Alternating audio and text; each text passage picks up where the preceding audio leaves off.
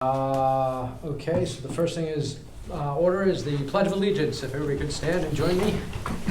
Pledge of Allegiance. I pledge allegiance to the flag of the United States of America and to the republic for which it stands, one nation, under God, indivisible, with liberty and justice for all. And the next order of the agenda would be the reconstitution of the board by vote of members. Okay. So what would be the process for that?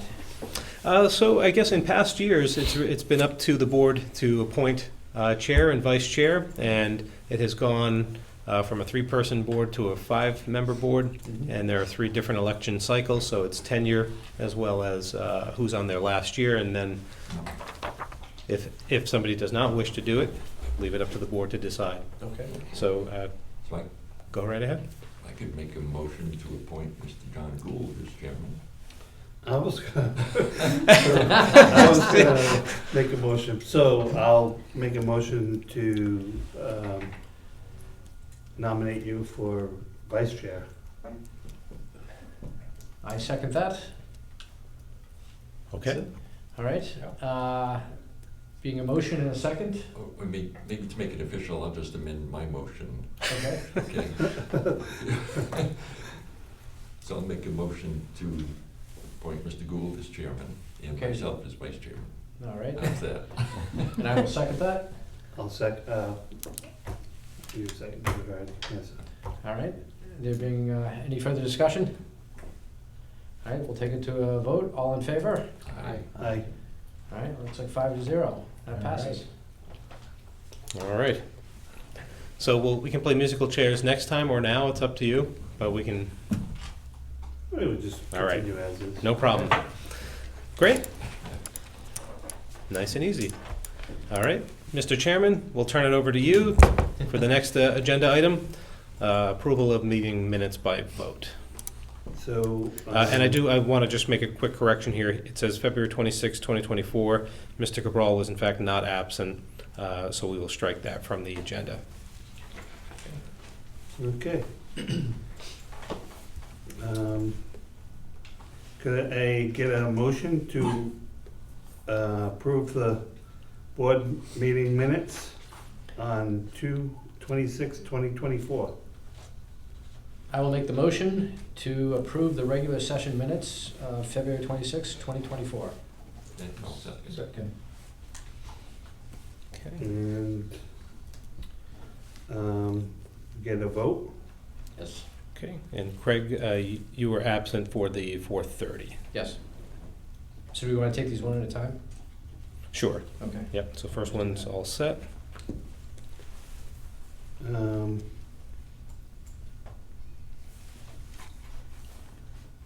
Get a motion to approve the regular session minutes 4/30/2024. And Mr. Cameron was absent. Yes. Okay, so I'll second that. All in favor? Aye. Okay. One abstain? Yep. Okay. All right. Did we take a vote on the regular session, for 2/26? Yes. Yeah. Okay. I think since I was not nominated then, I have to abstain from that as well. Oh, okay. Right, February. You weren't here. Yeah. You weren't even. Yeah, I mean, as in the audience. Right. I guess that doesn't count. So that would also be a 4-0 Yeah. and a 1 abstain. Thank you. All right.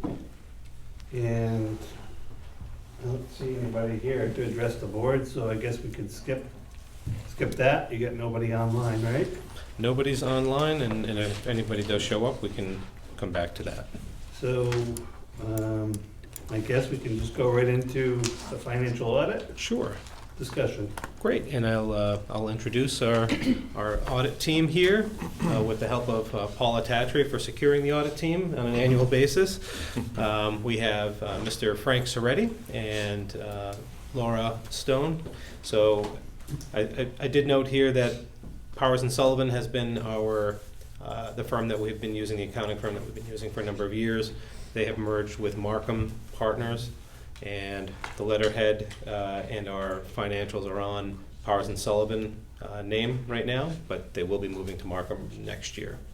So with that, they're here to present highlights of our financial audit. Probably not going to go page by page, line by line, but and then open to questions however you wish to present. Okay, thank you, Peter. Great. Hi, I'm Frank Soretti, as Peter said, and And everybody has a hard copy in front of them. I've actually, just to give you a little background about myself, I've been working for Powers & Sullivan right out of college, so I've been specializing in government and municipal audits for that entire time, so this is my 29th audit season. And one of my audit clients, full disclosure, when I first started doing this was the town of North Attleboro, and I met an accountant named Paula Tatry. So we worked together way back in the day. Probably over 20 years ago, I would say. So we're just seeing each other for the first time in 20 years, which is kind of nice. But yeah, so we've been, the focus of Powers & Sullivan was audits of cities, towns, and other governmental type entities within Massachusetts, retirement systems, water districts, electric departments, any type of municipal or local government, a lot of school districts like regional schools, vocational schools. So that this is really what we do, what we specialize in. And so we also on February 1st merged with Markham, as Peter mentioned, and what we're doing is finishing up any audits that we had for 2023 under our Powers & Sullivan letterhead. We're getting all those reports out under our existing insurance, and then everything after that is going to switch over, and it'll be fully Markhamized. So this will be the last time you see any Powers & Sullivan letterhead. Yeah, we really excited about joining Markham. They had also acquired another firm that did a lot of municipal audits, like one of our main competitors in Massachusetts, who also does some work like in southern New Hampshire too. And then they also have another firm that they had acquired down in Rhode Island. So we've got this governmental group, which is really great. There's a lot of challenges in the accounting industry right now, getting like good talent coming out of school and recruiting and people retiring and everything. And it's just a great opportunity, we think, for ourselves to join forces with these other firms that we were competitors with, and to really try to have a good, strong government practice in the entire New England area. So we're really looking forward to that. So, Laura, do you want to introduce yourself before I jump into? Yeah, absolutely. So I'm Laura Stone. I'm a director with Markham. I've actually been on the department's audit for probably the past 4 or 5 years. So I've worked with Paula throughout that time. I started right out of college as well, but so I've got about 10 years in. And I'm really excited about the acquisition. I think it's going to present a lot of opportunity. But yeah, we specialize, just like Frank said, in all of these different entities that are municipal, local governments within the state. So we definitely have experience in all of these areas. And there are different divisions within Markham too that we're able to offer additional services to our clients that we weren't able to in the past, just due to resource constraints mainly, but they have an internal audit division. They have a government assistance division, so they could actually help if you had a temporary need or something like that for accounting or financial assistance, or even forensic auditing. So there's a lot more services that we can offer to our clients through this merger as well. So another thing that we're looking forward to. But so just wanted to talk a little bit about that. And now to jump into the audit, I was going to start by going over some required communications that are required from our auditing standards for us to convey this to you. And then Laura was going to jump in and go over some financial highlights, and then we'll take any questions that you have. As the auditors, we're responsible for planning and performing the audit to obtain reasonable assurance that the financial statements are fairly stated in all material respects. Management is responsible for the preparation and fair presentation of the financial statements in accordance with GAAP. Management is also responsible for the selection and use of appropriate accounting policies. You can find the accounting policies in Note 1 of the financial statements. There were no new accounting policies adopted during the year, and there was no changes to the existing policies and how they were applied. Accounting estimates are an integral part of the financial statements and are based on management's knowledge and experience about past and current events and also assumptions about future events. The most sensitive estimates in the financial statements relate to the net pension liability, the net OPEB liability, the compensator's absences liability, which is the sick and vacation accrual, and then depreciation on fixed assets. We review the key factors and the underlying assumptions that go into the estimates. We found them all to be reasonable in relation to the financial statements as a whole.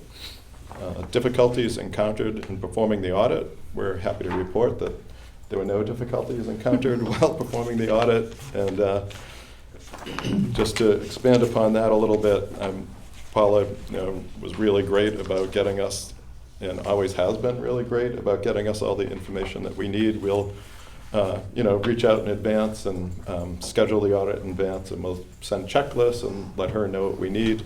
She's been through it enough times that she probably doesn't need the checklist at this point. And we've got a portal, a secure portal, and then we request that our clients upload the information to the portal, and that way we're able to get it. We're able to do a lot of work back at our office. Then we come out when we need to like observe inventory or for anything else that we need to come on site for. But we're couldn't be happier with the cooperation and assistance that we got from Paula, getting all the information we need, getting our questions answered, and all of that. So no issues there. Audit adjustments. Standards define audit adjustments as proposed corrections of the financial statements that, in our judgment, may not have been detected except through our auditing procedures. And again, happy to report that we didn't have to propose any adjustments to correct any balances in the financial statements or in the ledgers. And then the last thing relates to disagreements with management. And our standards define that as a matter, whether or not resolved to our satisfaction, concerning financial accounting, reporting, or auditing matters that are significant to the financial statements or the auditor's report. And again, I'm happy to report that there were no such disagreements with management. So with that out of the way, I'm going to let Laura run through some of the financial highlights. Perfect. Thanks, Frank. So yeah, I'm just going to go through some, high-level important information that, I feel is important to identify in the financial statements. But if you have any questions or you want me to go in depth at all, just feel free to stop me and ask any questions, and I'm more than happy to do that. I just want to start off by kind of reiterating what Frank said. We have full cooperation from Paula and her team. I mean, she uploads everything to the portal as well in advance than when we actually need it. So it makes for a really, really smooth and efficient audit. She's always available for questions and always, has the answers to our questions in a timely manner. So that just is a testament to the good controls and the good information that she puts together as part of this package. So I just wanted to, thank you for that. And it makes for a very, very smooth audit. So yeah, going into the financial statements. So the first few pages is the opinion on the financial statements. As Frank said, we had no issues, no control issues. There were no material weaknesses, nothing, no significant deficiencies. It was a clean opinion, an unmodified opinion, which is the best opinion you can get. So there were no issues that we had to address in terms of modifying anything in the opinion. So I'll just go through that. The first few pages here is the management's discussion and analysis. That discusses significant changes, increases, decreases in any of the department's operations. The largest swing that we identified in the financial statements relates to investment income, which is expected, and given the difference in the market in last year and the difference in the market this year, that was expected. Nothing outside of what our expectations were when we were looking at that. So obviously it was a much better year at the end of December of 23, and that was reflected in your investments as well. Your financial statements, they start on page 11. That's the statement of net position. That's the balance sheet. And go through to the next page, which is the statements of revenues, expenses, and changes in net position. And again, the biggest fluctuation between the prior year and the current year relates to increases and decreases in the fair market value of the investments, which was expected. So nothing out of the ordinary, nothing of concern. Everything was kind of in line with what we were anticipating. The next set of financial statements is the statement of cash flows. This year there was a net positive cash from operating activities, which is always a good sign of a good, strong indicator. And the next few statements relate to the fiduciary net position of the other post-employment benefit, or OPEB trust fund.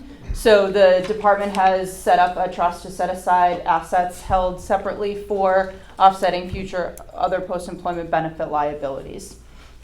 The department has about $7 million worth of assets that held aside in the trust. And we'll kind of go into that a little bit further in the required supplementary information schedule, because I feel that those schedules are 10-year comparative schedules, and it just provides better information. The next bunch of pages relates to the notes of the financial statements. I'm not going to read every note to you, but there were no new notes, no changes significantly in the presentation of the notes of the financial statements, basically just updating the actual figures that support the balances in the statements themselves.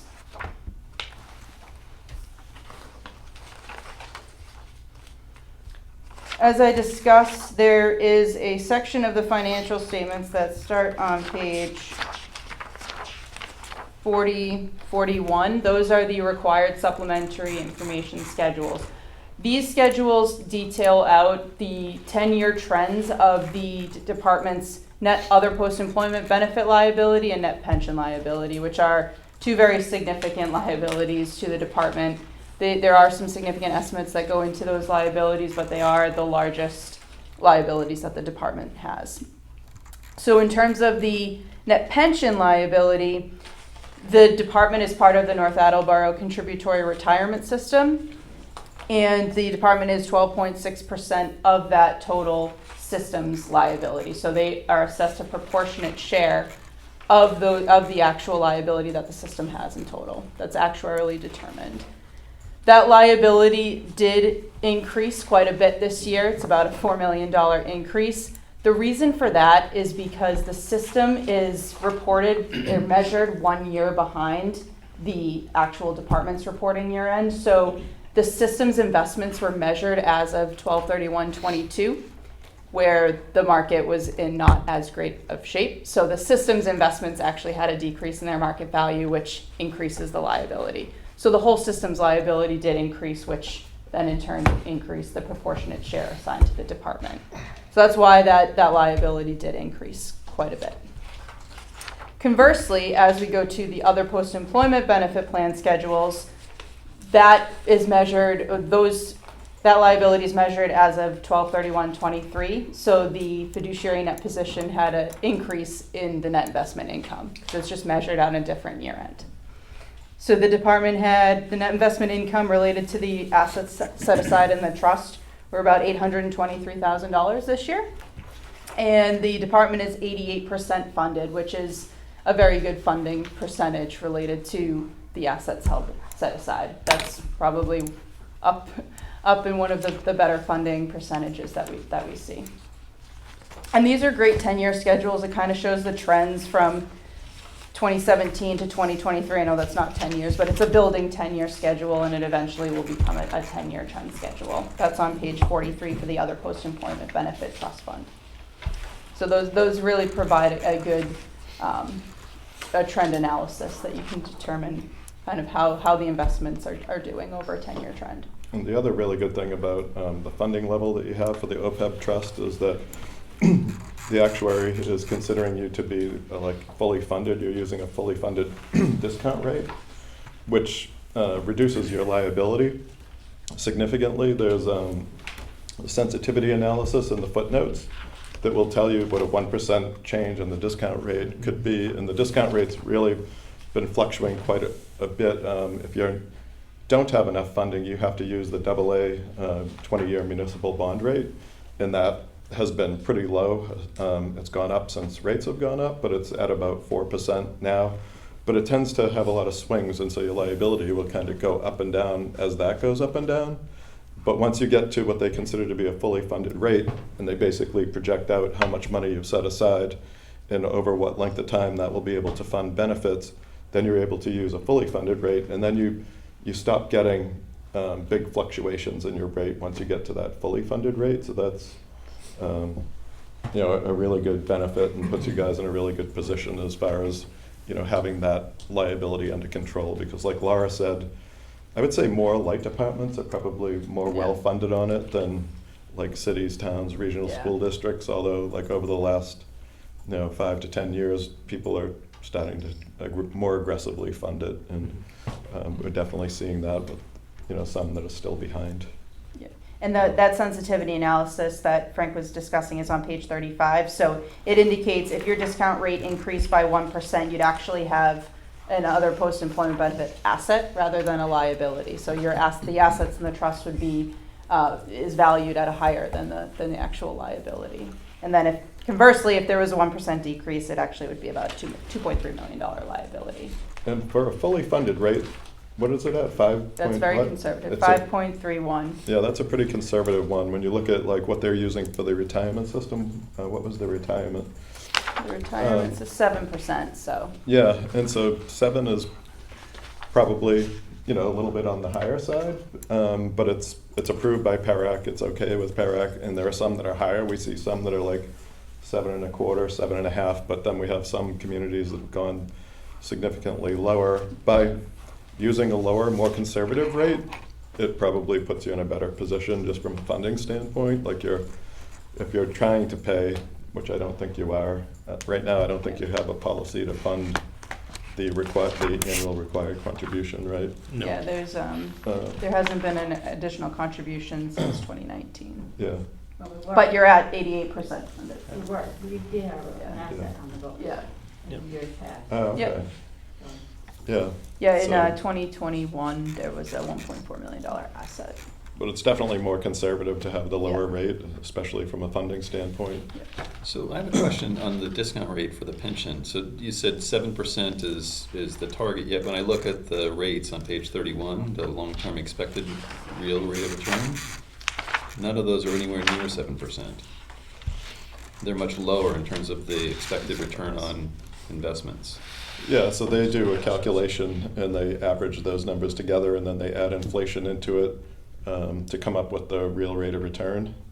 And the department doesn't have as much say over that, the choosing of the discount rate or the investment activity. That's the retirement system themselves. So the North Attleboro Contributory Retirement System has control kind of over that. And they just, a proportionate share gets assessed to the department and other member units within the system itself.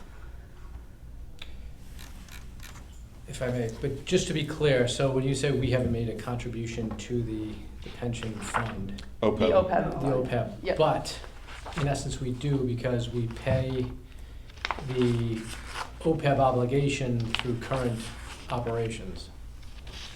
Meaning it's not coming out. It's like a pay-as-you-go, Yeah. and Yes. we mean put additional in to like advance fund the liability. Yeah. Yeah, so because it's two elements of accounting, it really should be treated as, all right, we don't, the service cost should go in, creating more of a liability, and then the payments coming out should be, in my mind, two separate things, even though in essence we're not contributing to it, we are because we're paying out of operations. And the way I'm looking at that is that OPEB payment is run through our rates, not as a pension obligation, but as a servicing obligation. That's true, that's a Yeah. better way to say it. You're making the pay-as-you-go payment. Yeah, You're not funding extra to try to Extra. pay down.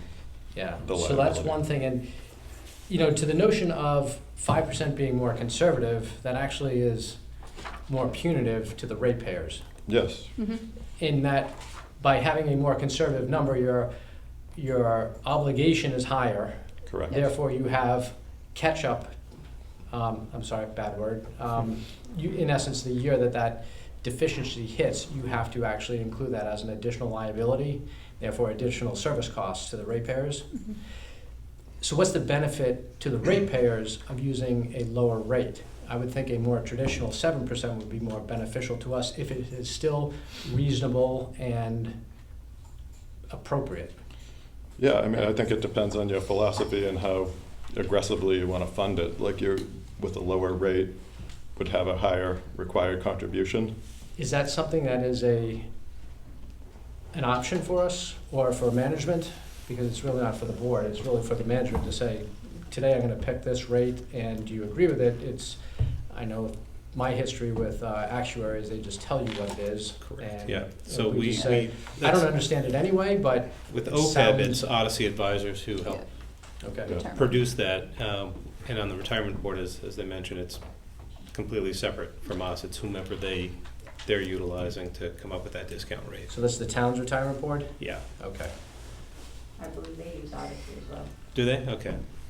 Yeah, and they'll, if you talk to them about, they'll give you different options depending on, how aggressively you want to fund it, and you can get an idea of what, your required contribution would be at different rates, and try to figure out, when you wanted to try to have it funded by. Yep. It sounds like it was fully funded, and Well, then, fully Yeah, funded, what, OPEB 2 years ago? Right, Yeah. yeah. That's the chart that we were just looking at. so, I mean, your rate might be fine the way it is. We're not saying that you should change your rate, but, some do, like, I can think of one community. Most of them don't have a really low rate. I would say yours is, for a fully funded one, is on the lower side, so I think it is, somewhat Something conservative. Yeah. Yeah. And I know GAP doesn't really measure levels of conservative, and that GAP says 50th percentile is optimal, but you can go out to, you can't get unreasonable at 98th percentile, because then you're kind of really dumb numbers. But maybe that's, Peter, some questions we can have for the pension board and retirement board to say, what's the best interest, because that not only has impacts to us, but also has impacts to the town and the service costs going through the town. Right. And their ability, I don't know what the town's level of funding is for OPEB, but it's, Yeah, you're talking about OPEB or for pension? Both, yeah. both, because with the pension, we're in the same position, are we not, of being highly covered? Yes.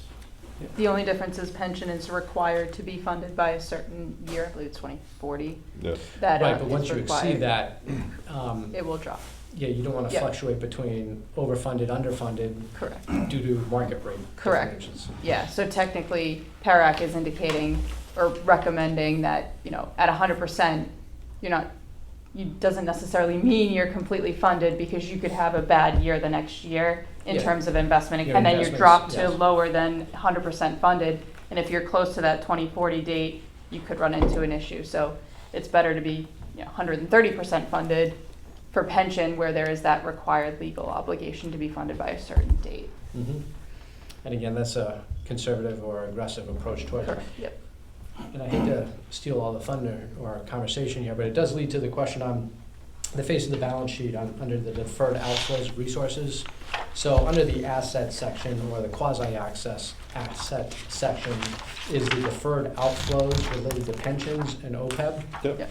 So intuitively, if that's an asset, that's a prepaid on the pension obligation that is yet to be recognized as an expense.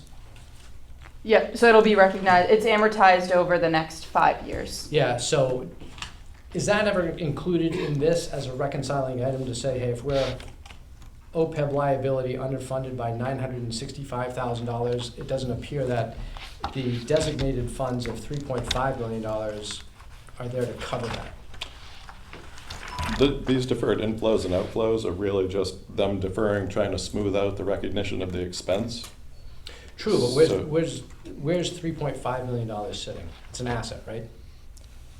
The deferred outflow that's Yes. on the statement of net position? Yeah. Yep. So an item that was confirmed, and where is it now? Is it in a bank account? Is it an investment account? Where is it? Is it an actuarial number? Yes, it's an actuarial number. And that will get amortized through expense through the P&L over the next 5 years. So Right. it's changes in assumptions, changes in benefit plans, and Yeah, any. we should flip over to the footnote that Yeah. shows like the components of it. Yep, Okay. So I'm looking at that as if it's in essence, a balance sheet item. Should that not be offset by the net pension liability of $7.6 million Yep. theoretically? but you also have a deferred inflow, which is another A tiny different, liability, yeah. So it does all correlate into what is gonna be expensed over the next 5 years. It's the inflow and the outflow. Right. So if you look on page It's already been 36. reflected in the liability. Yeah, and So, then, And then that is like the deferral of the expense. Yeah, so So the that'll liability, if we go back to the, page So the 36. 7.6 million is reflective of the deferral, The 7, yes.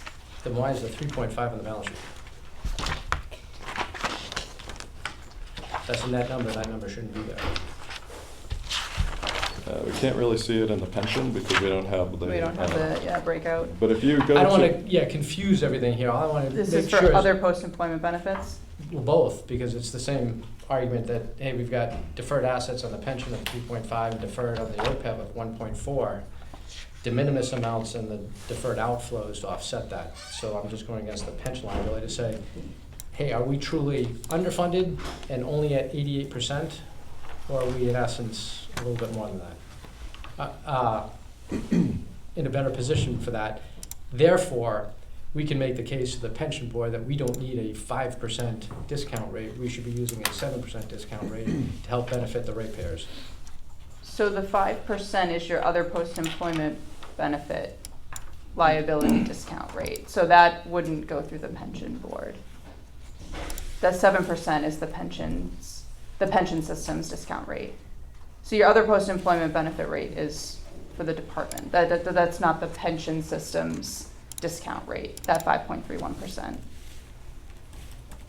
Now I'm confused. The 5.3 is The- the. It's the OPEB, yeah. The So that's not the pension is pension managed by the system. retirement board. That's the right? 7%. The OPEB is something that we Correct.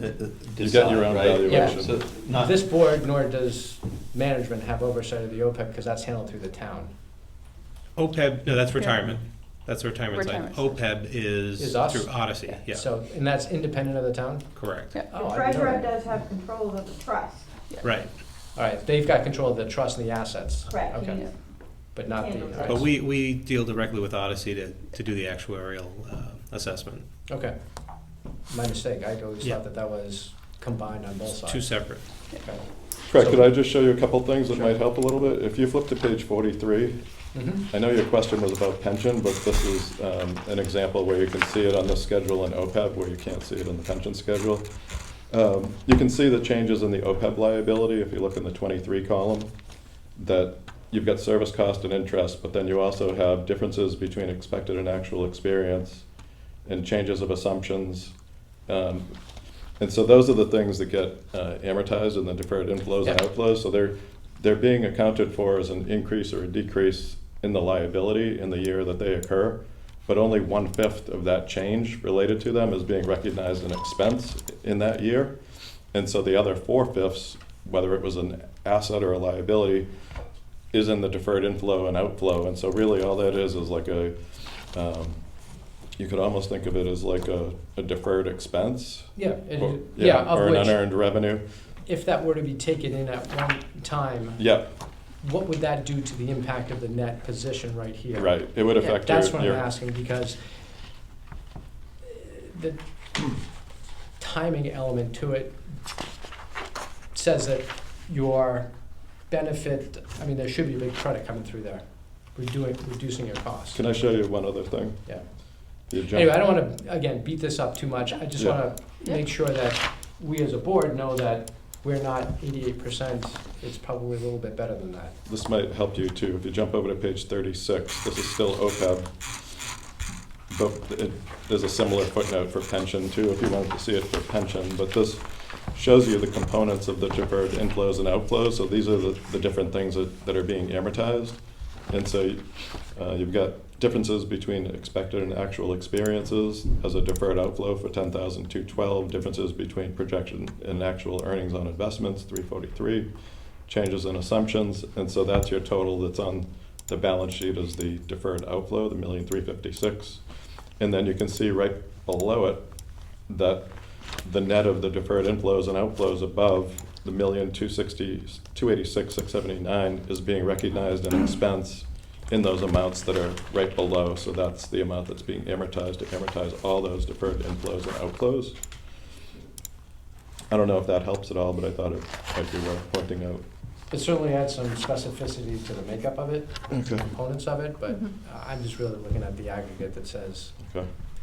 the net deferred inflow, I'm sorry, outflow is materially bigger than the outflow, which means we're healthier than the net liability on the balance sheet of 7.6. 88%. 88%, yeah, that's what I'm trying to get to. Okay. If that was all recognized in 1 year. Yeah, which is,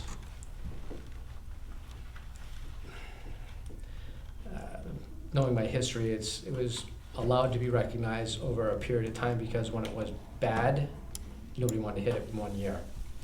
But when it's good, nobody wants to take it in 1 year either, so. Right, trying to smooth things out. Yeah. Yes. All right, so No, relinquishing my questions. No. Forgive you guys. good for- questions. Yeah, And that was actually kind of the end of the important elements that we kind of wanted to highlight. I had a couple other things that I wanted to mention. Yeah. Just from like a audit risk standpoint, some of the things that we think are really, the most important internal controls are like cash reconciliations. As auditors, that's like one of the biggest risk areas in the audit, and if cash is not, being reconciled properly or not being reconciled timely, then there tends to be, problems with the audit. But if things are being done well, which they are here, then the audit tends to go very smoothly. But cash for the audit is always like a high-risk area, and we look very closely at the reconciliation and everything, and the way the department is, I guess, connected to the town, and the way that the town uses pooled cash and everything. The reconciliation is between general ledger cash to general ledger cash, and that was all reconciled, no issues there, no concerns or anything. So I just wanted to point that out, something that we look very closely at. And then the other thing that's really important from an internal control standpoint is the receivable reconciliation. And just wanted to let you know that the receivables are all fully reconciled, no issues or anything with cash or receivables. So as auditors, that's always something that makes us feel, really good. So I have a couple other questions. Sure. So on page 8, we say that we keep advanced deposits with Energy New England. Looks like an amount of $2.9 million. Do we get interest on that? I don't believe we get interest on that. Well, On if which interest is account? earned in it, On which account? I didn't. The On the Energy New 2.9 million England. with Energy New England, the advance. We do? Okay, good. Yep, we apply interest to that as well. she's here. And then the other question was around rate stabilization, because I see it in two places. I see that it's a subcomponent of the depreciation fund, right? That we've got a little over 7 million there. And then it looks like it's also under the deferred inflows of resources, the rate stabilization reserve. So are these two different things? The one is the cash, the actual cash. Okay. Okay. Yep. Then the other is the amount of money that we deferred, we didn't take in that year. We didn't report it as income in prior years, so we deferred it. Okay. We took it off of our P&L, and put it on the balance sheet.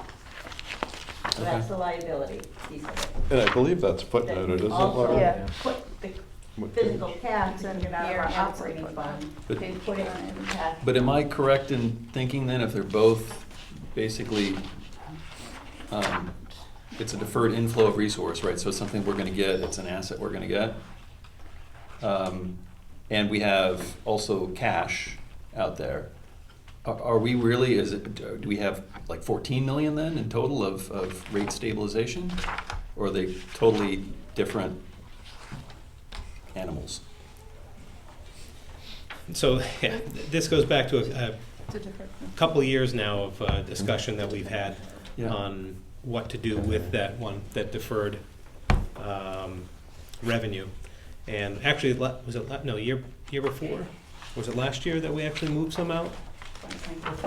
Yeah, 2022. Yeah, so at the end of the year, we were a bit short on revenue, but we just decided to move that. We took that in that year as operating income. So that deferred amount was reduced slightly. And then we've had other discussions on how to reduce that and what to do and how to, This gets into our rate case, our rate making, which we put on hold. It was, while energy was so volatile, nothing was making sense to strike, especially if you didn't know your price was just going to continue to climb. Right, thanks. So, yeah, so the question on what do we do with that, and Yeah, I and guess what I does that just actually have do a with our general operating question on rate stabilization, cash? which is like, how do we know it's the right number? How do we use it? What are the guidelines? Does it seem reasonable? So I'm just trying to understand how it works. And maybe that's an offline conversation we can have at some point. Yeah, I think we can do another discussion on it. Deeper dive Yeah. into Yeah. the deeper accounting And I'll send aspects you, of it. Yeah. I'll send you some other board meeting notes and other materials that were Okay. used to facilitate that discussion in the past. But yeah, it definitely deserves its own conversation. And there's some history on how those accounts were built up over the years, and some other assets that we had and energy products that we had that contributed to that. Thank you. There is a footnote at the bottom of page 18 that talks about the deferred inflow. And so that's something that might be of interest.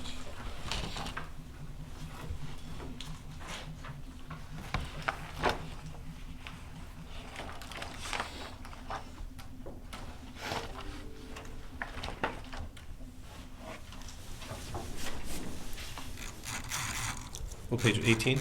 Yeah. Yeah. And it also is discussed on page 9, but it's probably a duplicate discussion.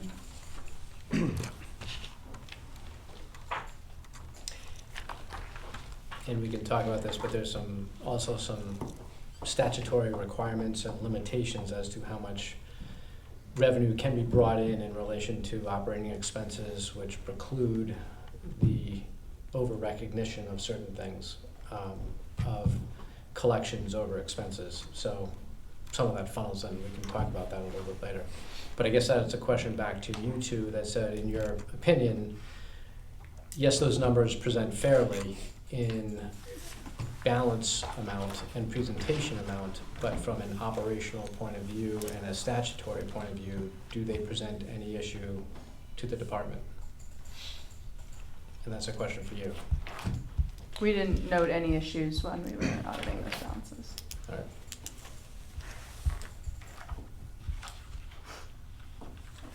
I just have one question on page 43, the total OPEB liability, excuse me. 43? Page 43, the total OPEB liability, and glancing at the liabilities, it looks like between December 31st, 21 and 23, it increased by about 30%, a pinch above 30%. So is that a trend we could expect? So in 2022, there was a large increase related to the change of assumptions. I have actually. Oh, so the liability is not huge. Oh, Yeah, it is a like- liability. It is based on interest rates moving. So Yeah. if interest rates go way up, So that in means- In 2022, there was a large change of assumptions, and it related to an actuarial model for projecting healthcare costs. That model was updated from an actuarial standpoint, which increased the calculated liability by about 1.3 million. That was kind of a big increase between 21 to 22. You're asking why the total liability increased? Oh, yes, I was Yep. just seeing a 30% increase over 2 Yeah. years, so now I see it's a fictitious, potentially a fictitious. It's a big estimate. But that 1.3, that change of assumption is related to an actuarial change in an update to a model for projecting those future healthcare costs. And I would assume that's not only healthcare costs, but life expectancy. It's a model, so it probably has a bunch of different actuarial assumptions that go Yeah, 'cause into if we're that model. covering over the Yeah. over the life, is it, and forgive me, I should know this, but the OPEB, does that cover through full life expectancy or only through to Medicare No, I believe it's total life expectancy. Okay. So then that, as the actuarial life expectancy expands, so does the obligation. So that's, But our pool is also relatively few numbers, right? So if you, yeah, but these are, my understanding is it's a national thing that says, hey, if the whole population's living longer, you now have to account for 5 extra years of living and therefore 5 extra years of expense. And then Yeah. boom, that hits in 1 year. yeah. Yeah, they periodically Yeah. update these tables, but again, they have to, it will increase or decrease the liability, but then they'll amortize Yeah, the P&L effect over 5 years. Yeah, that's the largest. Yeah, change. going through this with Odyssey, we kind of sit down with them every time they present it. But there's so many different things going into it, and then obviously you have to start talking about the things that are a little bit more morbid to discuss, and the type of retirees, right? Somebody, office workers versus line workers, I think a lot of that stuff gets factored in, but I'm sure they have to weigh a number of different things. That's why I'm not an actuary. I wouldn't want to take the actuarial exams, just embarrass myself, but I'll leave it to them to do. But yeah, I mean, we can probably, next time we engage with Odyssey, that's one thing that we haven't had with the board, have we? Probably not in a while. Yeah, So we're due for it on Yeah, 'cause- January 2024. okay, So when they come present, we can ask them to come in and present. yeah. I mean, for some, it's an interesting listen, but, they get deep down into statistics and numbers, and then they could potentially lose some of us. But, I mean, if there's interest in it, we will bring them back in, and there's a Parker Elmore from Odyssey will gladly present, because you can tell that he genuinely enjoys what he does, so, yeah. Well, if I could at least make a motion to the board, I think that would be crucial if it in fact relates to some of the more Sure, he does our bigger OPEB triggers, yeah. specifically, that yeah. we could or could not petition to say this is something that's reasonable, conservative, or Yeah. too aggressive. Those are questions that we can certainly pose to him, and, yeah, see what his take is. We'll post those questions prior to them issuing their report. Yeah. Just in case we want to have them change. Yeah, and I've got some notes, and I've got some follow-up questions that I have, but we'll have to dig into a little bit more of this information to try to understand, I think, the experience number, and then, how to make a more realistic approach when it comes to the amount of the cost that we're putting on current ratepayers, but I think that that's what you're getting at, and how to, he'll have to answer how he determines that experience number and what the risks are in adjusting it, or even if, he would want to take that.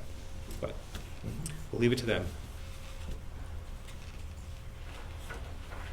Okay, other questions? No, I've learned that the liability is really based on the assumptions made. That was In one of fact, the, it's all- That was- it is a complete assumption. that was one of the big estimates that I was talking about Yeah. up front, the Yeah. pension and OPEB. Yeah, insurance industry relies on actuaries, and when you get down to it, pensions do too, and pensions and other OPEB and whatever else that relies on these actuarial estimates. Assumptions about, And, Yep. that's beyond my There's a lot. understanding of what exactly goes into it, but sure. Yeah, there's a lot that goes into it. Yeah, So, like, even looking at the expected interest or rate of return on page 31, for the large cap, mid cap, small cap, these returns certainly aren't reflective of the past 5 years, so this must be projected out for long. Yeah. long. Yeah. I believe the term is normalized. right. Yeah. Well, It's just a- yeah, otherwise we would be sitting here making really drastic moves Mm. when something drastic does happen. So, okay. Any other questions? Hopefully you were going to ask something.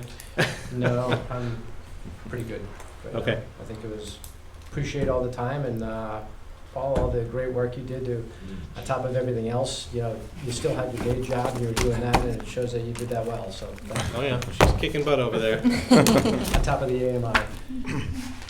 And the whole crew, for that Yeah, I matter. was just gonna say, it's not just me. Yeah, it's the whole There's a crew. team. And I noticed through the tables here, it became Markham pretty quick.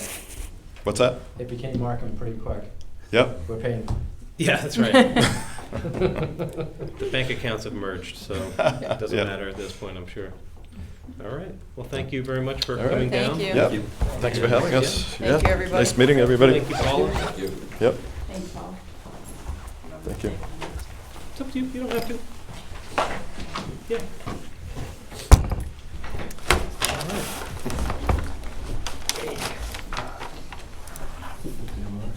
right. Okay.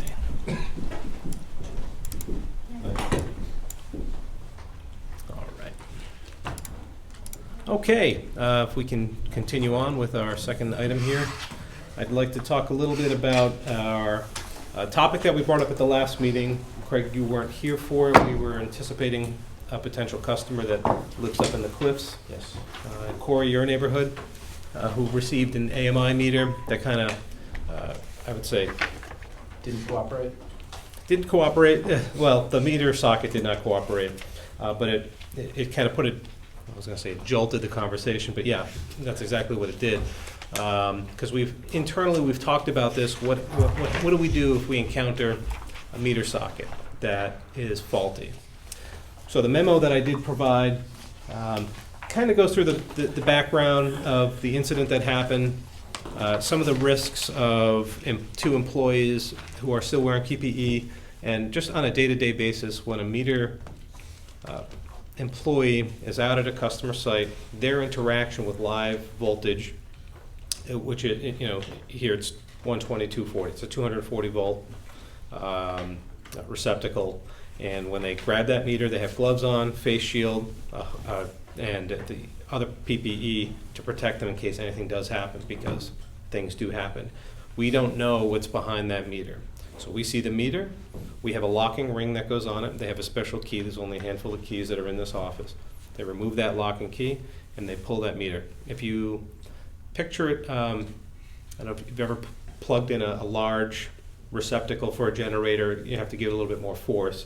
It's similar to that. The jaws is supposed to be tensioned to a certain amount, and you have to really pull it like you mean it, right, with intent. They pull the meter, and typically, that's it. Power goes off. They take the new meter. This is the process for AMI. We tell the customers it's going to be a 5-minute outage, but really it's pull the meter, grab the new one, plug it in.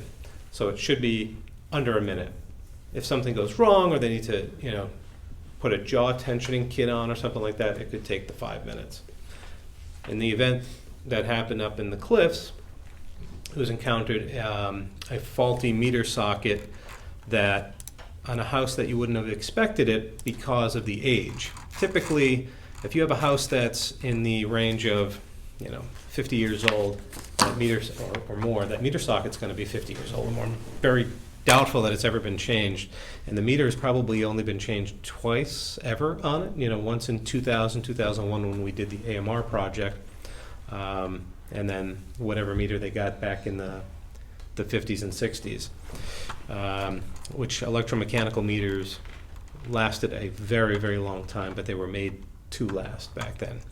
So the meter on screen here, the meter socket, and I think, going through email is one thing, but I just want to show, this is after pulling the meter and after it flashed over.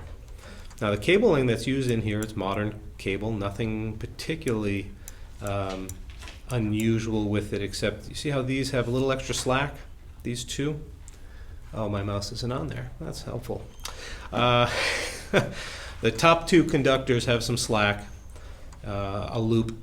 This bottom conductor on the left-hand side does not have any slack whatsoever. In fact, it has so little. See the plastic, red plastic? That's really a fiberglass. It's snapped and it's kind of pitched to the left in the picture. It's supposed to look like the red on the right where that jaw is being held up tight. So what was actually holding the cable and meter together. tensioning was the meter itself. Yeah. So as soon as he pulled that, that tension was removed. This snapped, and you can see some charring here, because as he was removing it, that jaw moved on him, and it caused a flash. So besides being a scary thing to witness for the employee, the first thing he does once he settles down and has a look is what could have caused that. And it's not the fault of the customer necessarily. It's probably the fault of the builder, not the builder, but the electrician who originally installed that cable, either too short or didn't leave enough slack loop here, or it had slack, and on the other side, conduit does expand depending on the distance to the transformer or the 4x4, or I should say the handhole that it's connected to. Likely over time built up tension. Now, this could have just gone on its own with the meter still in it at some particular point if that meter leg gave up, right? Eventually there'd be enough stress on it. It could be 10 years from now, but it could have just basically flashed over, and if it's contained in the box, hopefully it stays contained in the box. It could have caused further damage, and then there would have been a different type of investigation. This is just one completely unexpected type of behavior that we saw out there. What we typically would see in an older meter socket, they didn't have any of this nice fiberglass, or even the space. This is roomy. Old meter sockets are about a third of this size. Just basically, you see the meter and then a little square around it. That's it. You don't really get much. These jaws lose tension over time, these silver jaws. They do make a spring tensioning kit, which we bought a whole bunch of before the project. Bottom line is, you pull a meter. This happened. The customer was told, sorry about this, it's not a 5-minute outage, you need an electrician. Okay, that's very upsetting to any particular customer. Completely get that. It's not the fault of the homeowner, and it's not the direct fault of the electric department. It's the components in between. The homeowner says, well, you touched it, you didn't have to touch it. We say, well, it's your meter socket. So there's that back and forth, and it is a very difficult thing to explain on a case-by-case basis on what happened. So internally we had discussed, what's the cost, and how do we handle these? Does NAED, we discussed NAED gets an electrician and deals with it, but then there's a liability going into the future. If NAED hires the electrician and something happens, well, you guys hired. We own that. We don't want to be in that business. So the homeowner still has to get an electrician. The electrician will come out, and then whatever the cost is to repair the meter socket, we get the call to replace. The wire inspector in town is aware of our project, and he's allowing us to use like-kind meter sockets. So in other words, if you go out, you want to go to code, you have to have a disconnect switch. Those are very expensive meter sockets, but that's not really the problem. The problem is they're really hard to get. They've been low supply since COVID, just like anything else. So wire inspector understands this. He's okay with us and allowing, not with us, but he's allowing electricians in town to use a standard meter socket, which you can go get at Home Depot, or the electrical supply house, which has them. The issue is the cost. The customer that we spoke with on this one, he didn't have a price in front of him, but I expected him to be here at the last meeting and have an invoice to show us.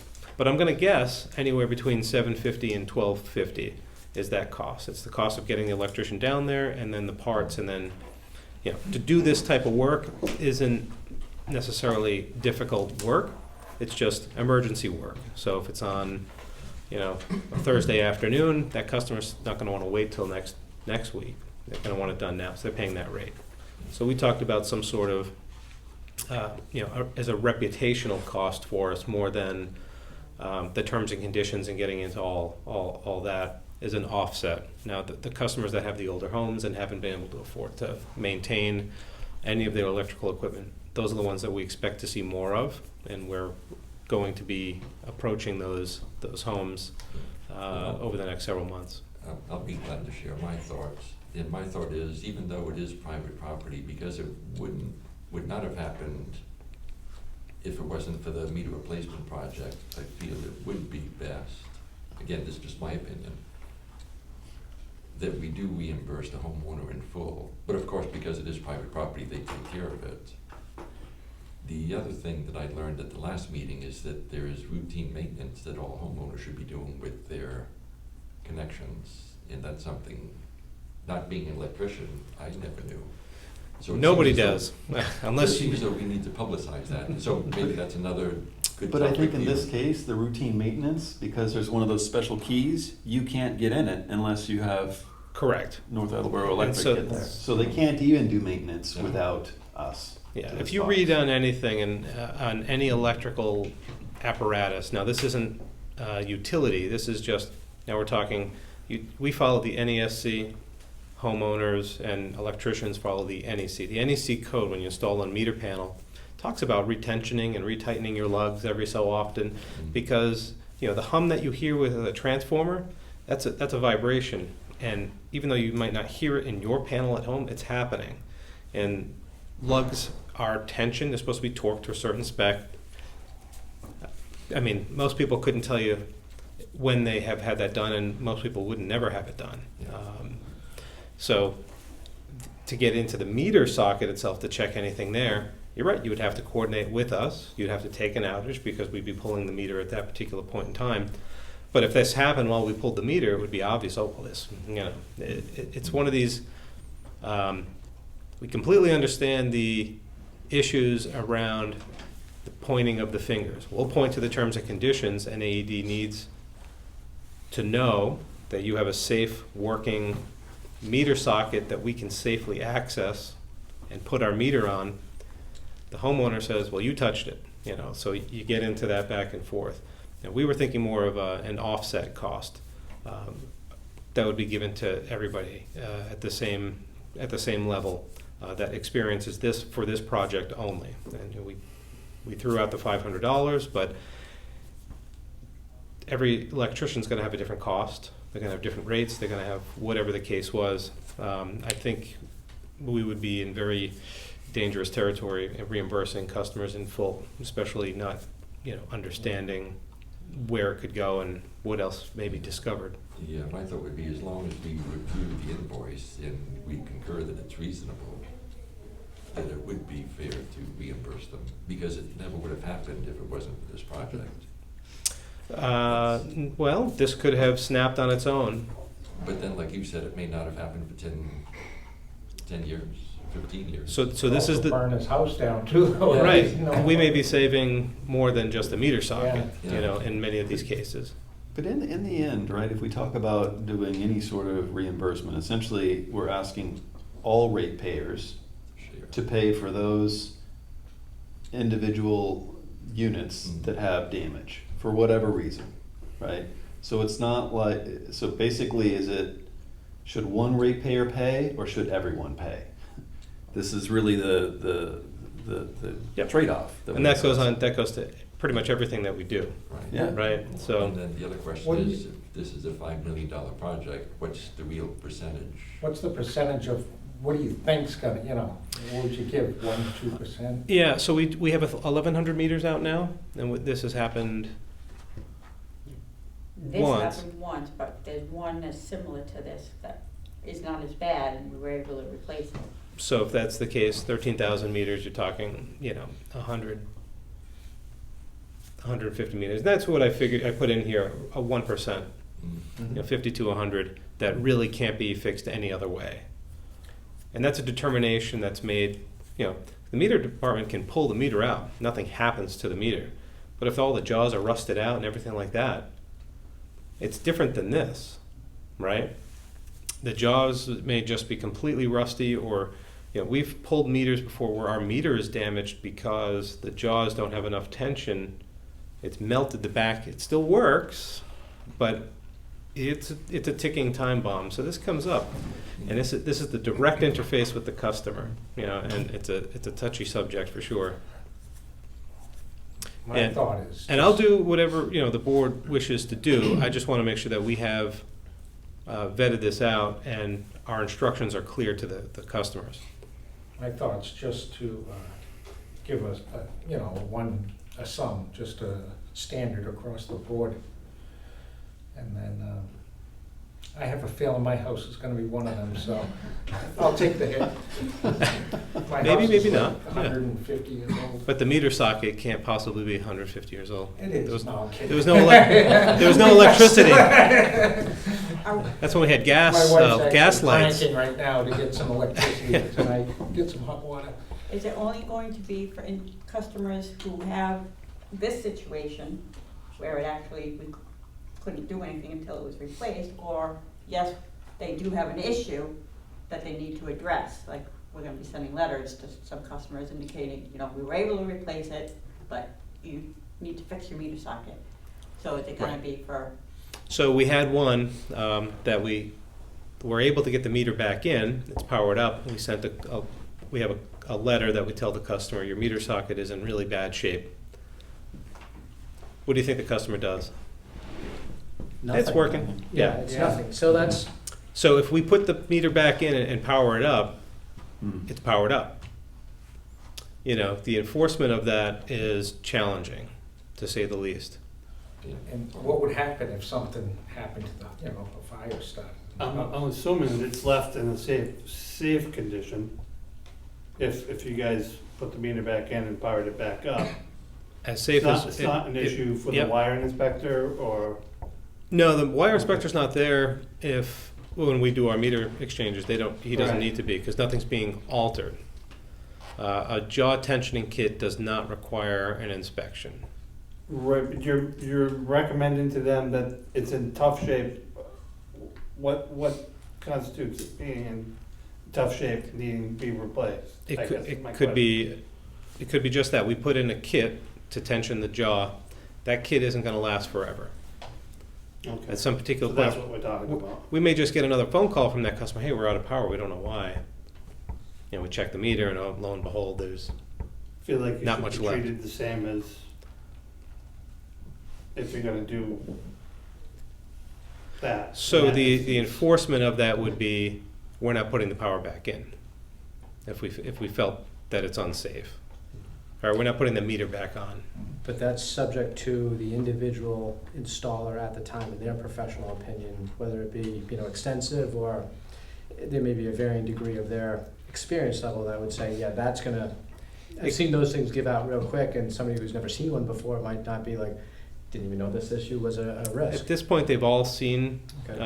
and had to use the tensioning kits. They all have a good idea of what will and will not accept a meter. Okay.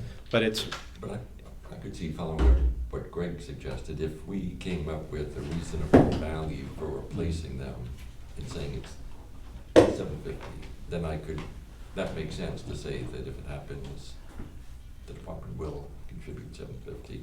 But yet, one concern that I would have is, excuse me, see if there's somebody with a health issue and we can't shut off their electricity.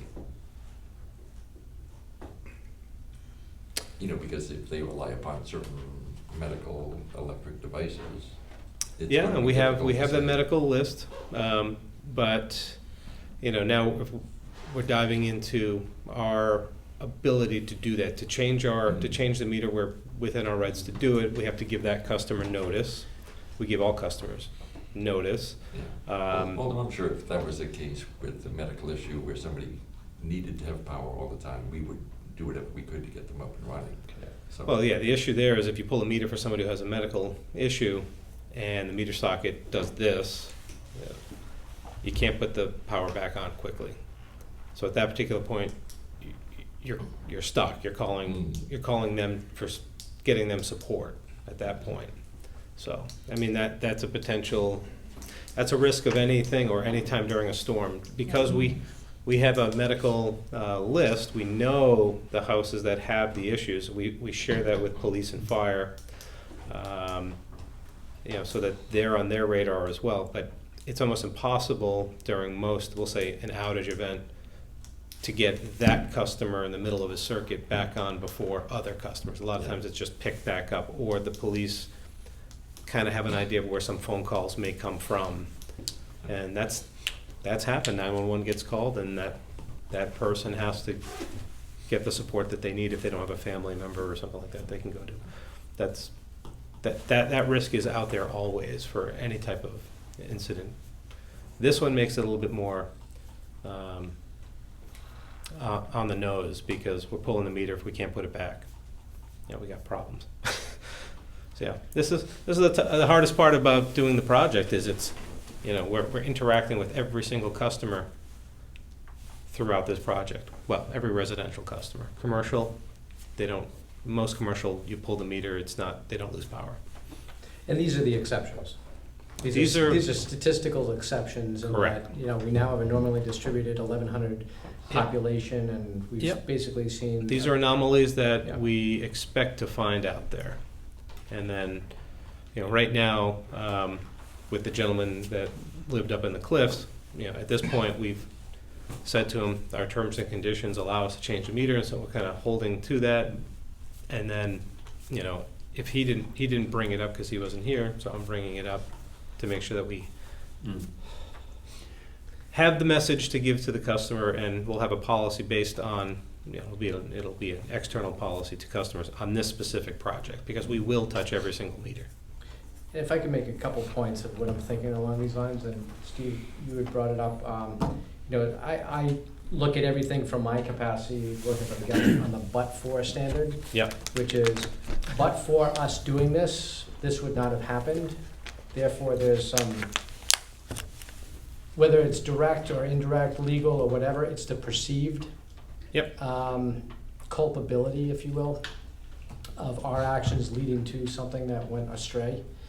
And if you then say, what is the department's responsibility to the community? And since we are a non-for-profit, we are a quasi-entity, but we still are not-for-profit. And not-for-profit presumes that we have a duty of care to the community for safety and services, and therefore we are a necessity. That's why we don't pay taxes.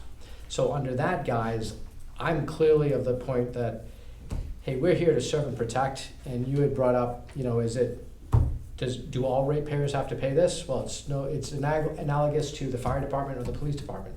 Everybody pays property taxes, but not everybody's house is on fire that year. Right. So it is a community benefit for which I think we have to embrace that same thinking, for which I would say stratify this issue in that if there is direct impact as a result of anything happening, that we cover all costs associated with that to bring them back and make them whole on a make whole standard. And if it is something where the installer feels that this is a critically dangerous issue that needs to be addressed, we establish some threshold of amounts of money that they can use towards incentivizing that, because from a community benefit point of view, we certainly do not want to have, a year and a half later after Right. doing the AMI project, so-and-so's house burned down, and it was directly traceable to that box, and it just happened to be through this AMI, and that just wreaks havoc with everything that we stand for as That's quality, the reputational component. reputational quality, and delivering a quality customer service for the benefit of the community.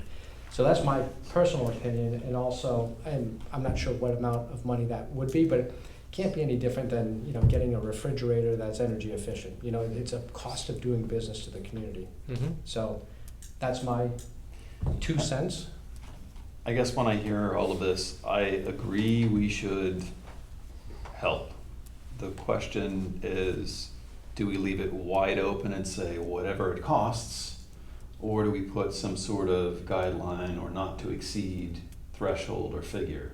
I personally think we need a not to exceed, because I can very much foresee the situation where you get someone, a homeowner that has lots of problems, goes to an electrician, they have a lot of things repaired, not just this one thing where they say, hey, well, it's related and it's all connected and et cetera, it starts to mushroom into something more than a specific issue related to this project. Yeah, we don't want to pay to And- replace somebody's main panel. Yeah, and so we rewire need their to house. kind of limit the high-end exposure, I guess, is what I would. And if be you've ever worried seen an about. electrician's invoice for small jobs, it's usually one line. Yes. Right, replaced X and dollar amount. I'd also like to bring up one thing too, because if we start saying, well, if it's because something we did, like something as simple as working on the line out there, as we've had in the past, track back to a building and they have problems and they try to come after us for stuff, you're opening up other things for other people to start saying, well, you turned off the power up there to work on the lines and then we had stuff go wrong inside the building. Yeah, so So, I had that conversation with our attorney, briefly. And the distinction is, this is our direct interface, as opposed to a refrigerator that fails because the power went out, right? And that's a common claim that does come up. Homeowners insurance will cover that. Homeowners insurance should also cover this, but most people's deductibles are much higher than that, including the fridge. And so that conversation usually falls flat pretty quick. But, you know, there is the scenario where this is visible, right? You know, I don't know if that person's refrigerator was dead 3 months ago, and it's in their garage, and it's an opportunity. But that's very widely accepted that beyond the meter, behind the meter for the customer, should I say downstream, so the customer's appliances and things like that, it's very well established that nuisance things do happen. It could be a little fuse blown, it could be any number of things, but this was the only direct interface that we have right at the meter socket. So there was a distinction between the two, but it would have to be very specific for this project because we are in fact changing every single meter in town.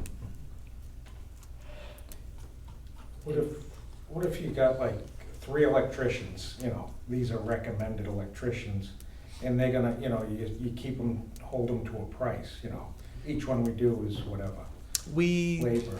We And still then- worry about recommending one, because Yeah, all right. unless I, you know, it goes back to bidding. If you improperly bid something, you're gonna get contested. Yeah. If I gather 100 names for electricians, I miss the 101st, probably gonna have something to say. So we try to stay out of recommendations. can I ask you a question? So this is not the first meter replacement we did. We did it said 2001. Yeah, How did we handle it then?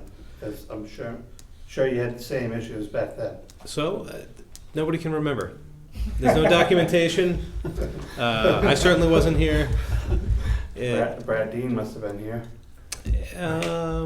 He was, but I don't think he recalls at the time either. You know, we've asked the question, but there's either it didn't happen often, or when it did, it was you got to replace your meter socket. It wasn't. Nobody had social media. You So know, it sounds to me like we didn't do anything other than, I don't know. I don't want to say we didn't do anything, or if we did, it was specific cases, and it wasn't as easy to kill your reputation via Facebook and some things of that nature. Everything's much more forward facing. I mean, that's the unfortunate reality of what it is. I worry because we don't own the equipment. Nope. And we won't be installing. I always wondered why we don't, because it's the meter, but we don't. It's pretty clear we don't. The electrician installs it, we just put the meter in and we don't Yep. own the socket. But We own the meter. that's, Yes. we own the meter. Yeah, so therefore that rises to that level of the but-for standard that says but-for our meter going in there. Yeah, on the screen, all the red stuff is the customers, and all the blue stuff is ours. Yeah, so,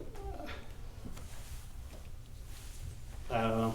I'm open to doing something, but I think I'd be more towards like limited it to the replacement cost of a new meter socket. A socket and some labor or something. Yeah, I mean, I think you do have to have an upper limit. Hmm. You know, that would be my ultimate recommendation, but you know what the dollar amount is. I would agree to that, so long as it's contained within the box that says we are only responsible for any direct Yeah. damage to the box. Yeah. Because I can just imagine, surge going through, Yeah. ripping out everything that's in there. However, there should be mitigating controls. There should be a bunch of breakers on the inside of the Surge house that protectors should and other trip. things also come up that, Yeah, that a reasonably prudent person should have if they're, you get big But- industrial customers that also say during an outage that, oh, we had X, Y, and Z happen to our motor controls and things like that. And then, as engineers, we ask, what protections did you have on your motor controllers? Because you need to have all sorts of surge and all sorts of other power quality. Because the power that's actually coming out of the grid is dirty. When you talk about power quality, if you look at analyze the waveform, it's not that perfect. It's very fuzzy. So there's things like that which most consumer electronics account for, but high-end industrial motors and things like that need to have either built-in. Usually it's built-in protections, or if it's older, they've added on. And people have done capacitor banks and all sorts of things to smooth things out, but for homeowners, So it sounds surge like we just protectors. need to have a reasonable estimate of what this cost is before we can offer a motion in a number. We've asked, so we have a couple of our meter personnel are electricians, and hey, what would you charge for this as a side job? And depending on the complexity of it, and do I have to run new wire or not, that type of thing. Most times it's not, but it's somewhere between $750 and $1,250. And that's That includes materials. the socket. Yeah, and that's today. If it was 5 years ago, it's probably closer to $500. I'd just go with So- $1,000. I know you wanna limit it to this project, but there's times, like you said, when, meters are damaged because of loose connections within the meter socket. I don't see how it's fair to limit it to this one project when it could happen down the future to anybody. This project, we're touching every single meter. Yeah, I know, but I'm like, what I'm trying to say is, well, just because it didn't happen on this particular, some of these meters, as you stated, are older than others. Yep. So somewhere down the line, somebody has a problem with their meter socket. Well, we did it for this.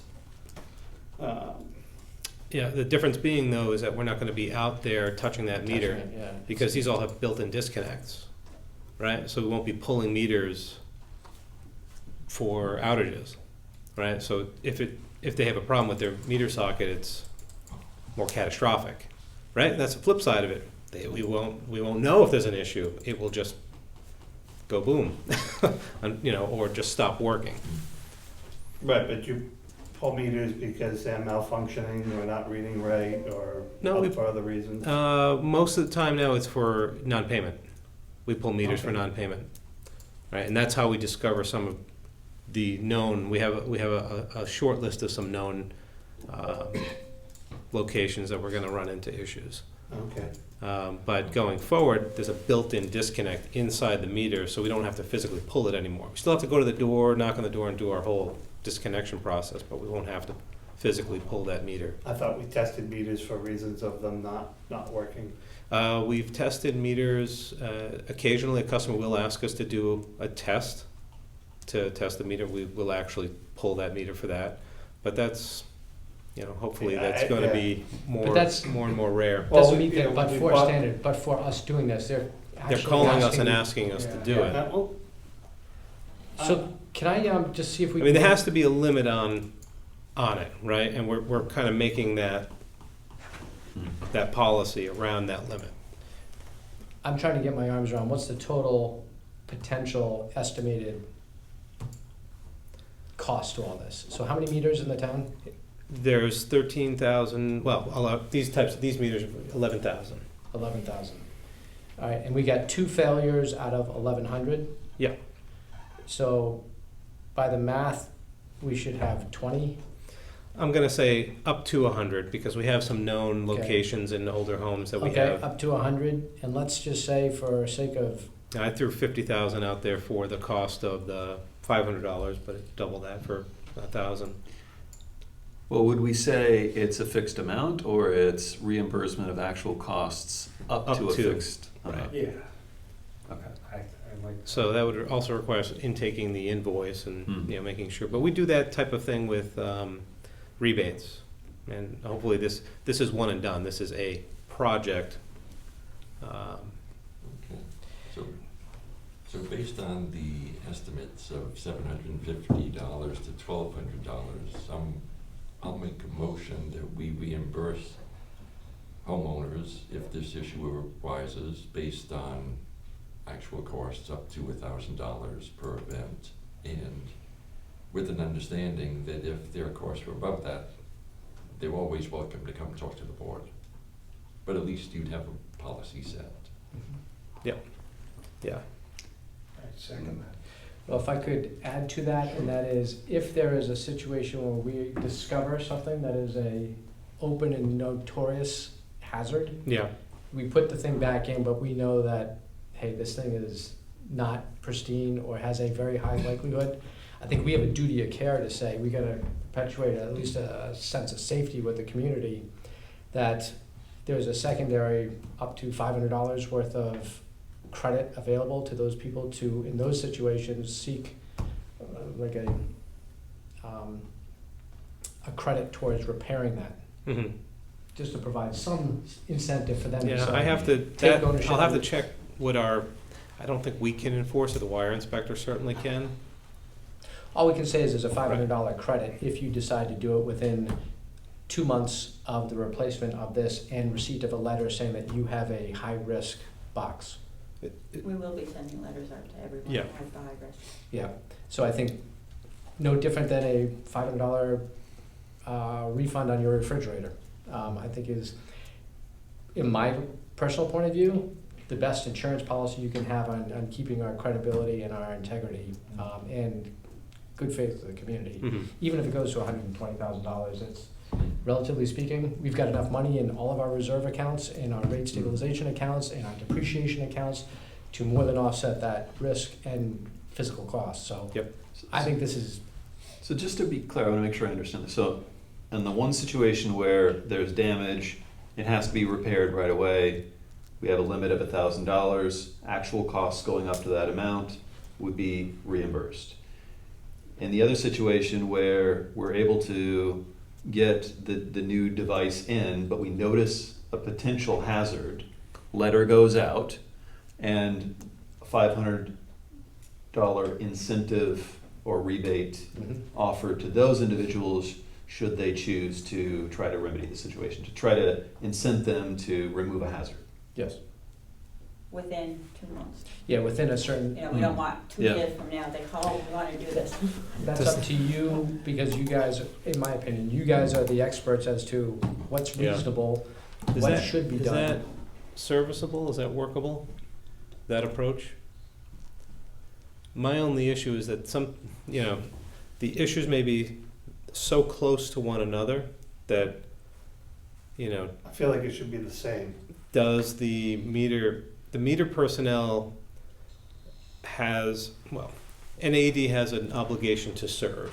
If they feel that we can safely put the meter back, they will. They don't always feel great about it because they know that down the line the problem persists. So the meter socket still, in our opinion, needs to be replaced. Yeah.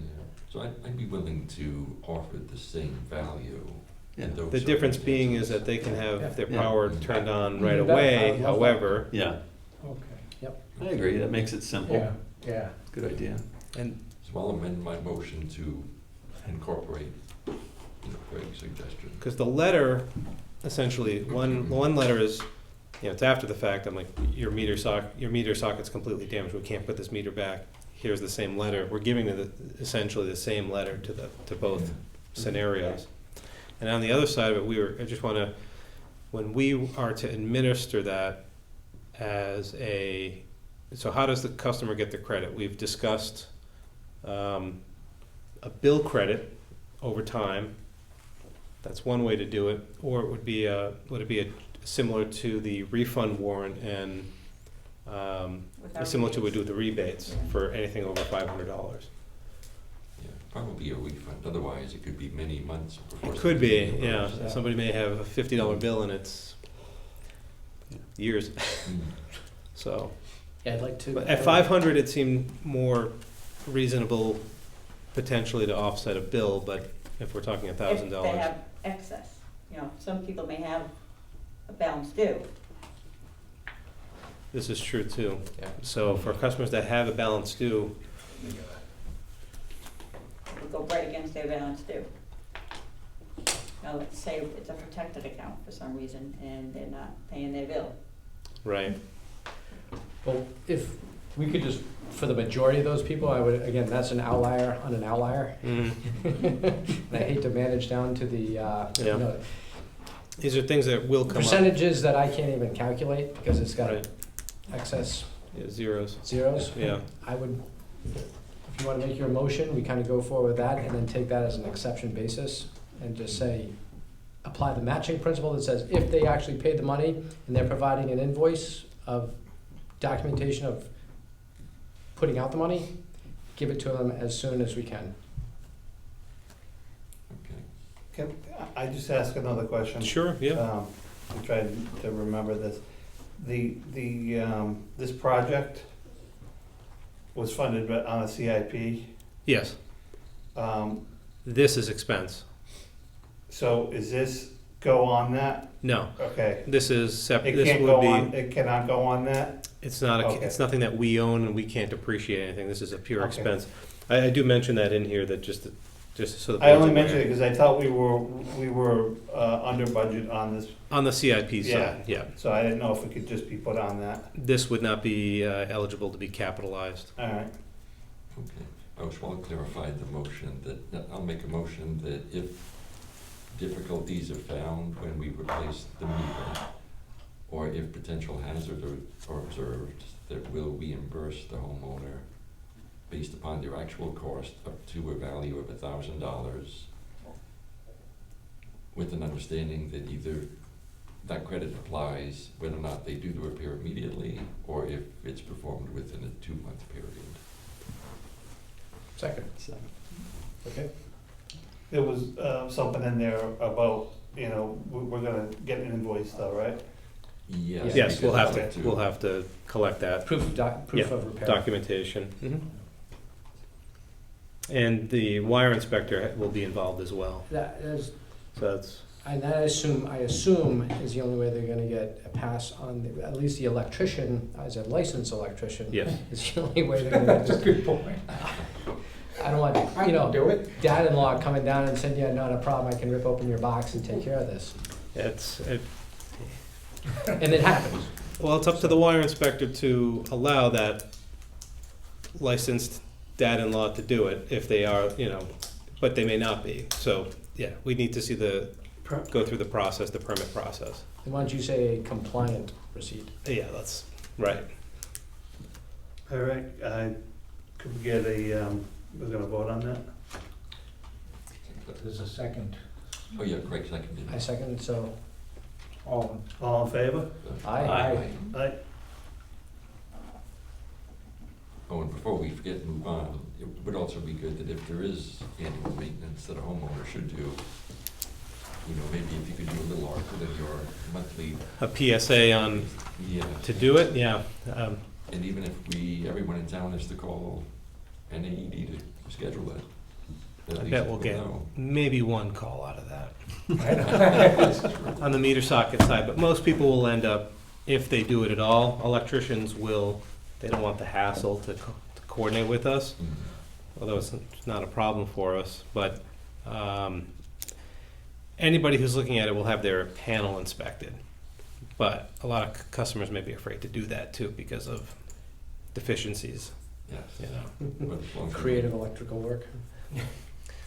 Yeah, so, but yeah, I mean, usually it's not something that the inspector has to come in, the electrician will come in and just make sure everything's okay. It's more of a safety check and torque things down. But, okay, well, I thank just want to you. say thank you, gentlemen, for, I think that was a Worthwhile discussion before it becomes That a was good. problem that Okay. I wanted to make sure I knew what to tell customers and, Although, Pete, back to what you were saying, I thought you were saying for the maintenance, they're supposed to take it apart and tighten up some bolts. so there's lugs in that picture here. So an electrician can do that without. See those any- 4 hex key bolts?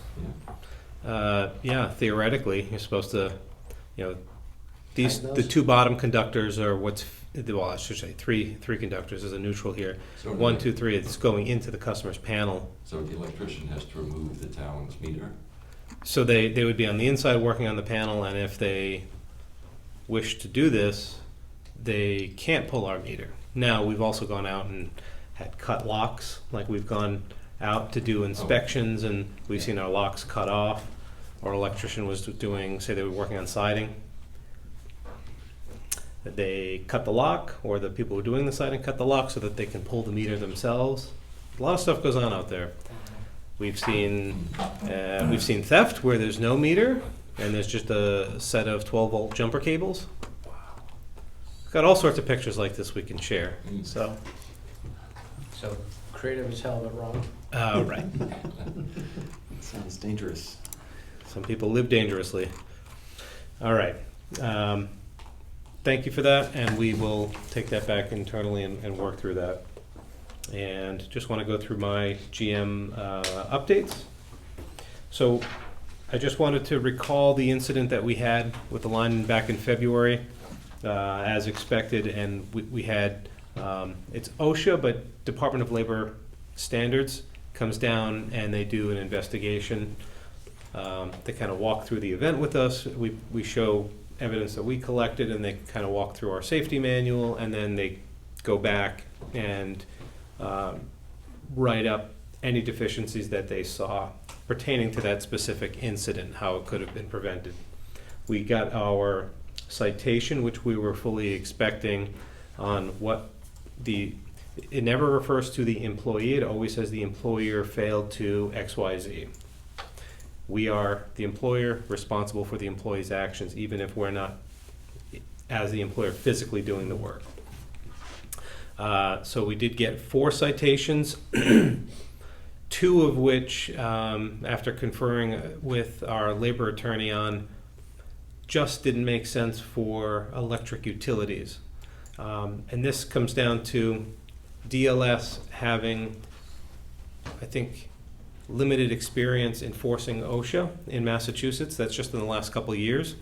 And the inspector who comes down maybe has worked with electricians and other, factories and things like that, but not necessarily utilities. So they actually struck, we fought those 2 because it didn't make sense, but it's essentially saying that we can't do live line work. We said all utilities in Massachusetts and around the country do live line work. And it's the methods in which you use. And it starts getting into some really deep minutia where they say, well, we can't enforce best practices, but according to OSHA, as you go through it, so long as you are a hierarchy of safety, which our employees are trained upon every year, multiple times a year, and we demonstrate our safety, our meetings, and the attendance to those, and our safety manual, and our work methods. They struck those 2. We just actually got that back on Tuesday.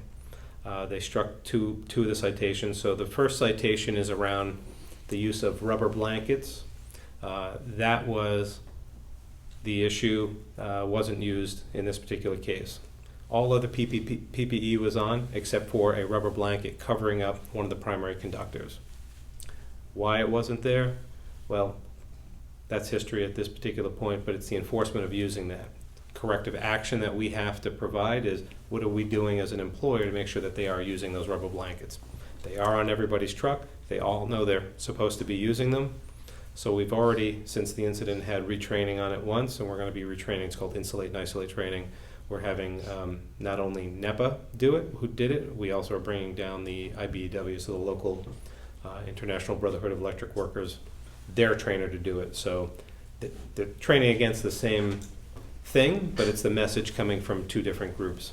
And then the final citation is something that we were completely unaware of at all, is that every single operations person who deals with live electricity has to be observed and documented that they were observed.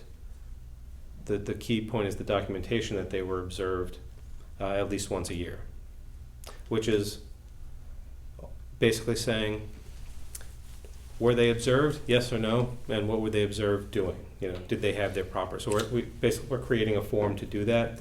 We do have an annual safety audit that we do, but if somebody's out that day, it doesn't get every person. So if we got 14 out of 20, we're in violation of that.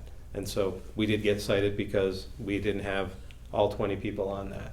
So now the form that we have, the foreman will be doing that randomly, observing somebody doing work and going through a checklist. And that is something that we just have to.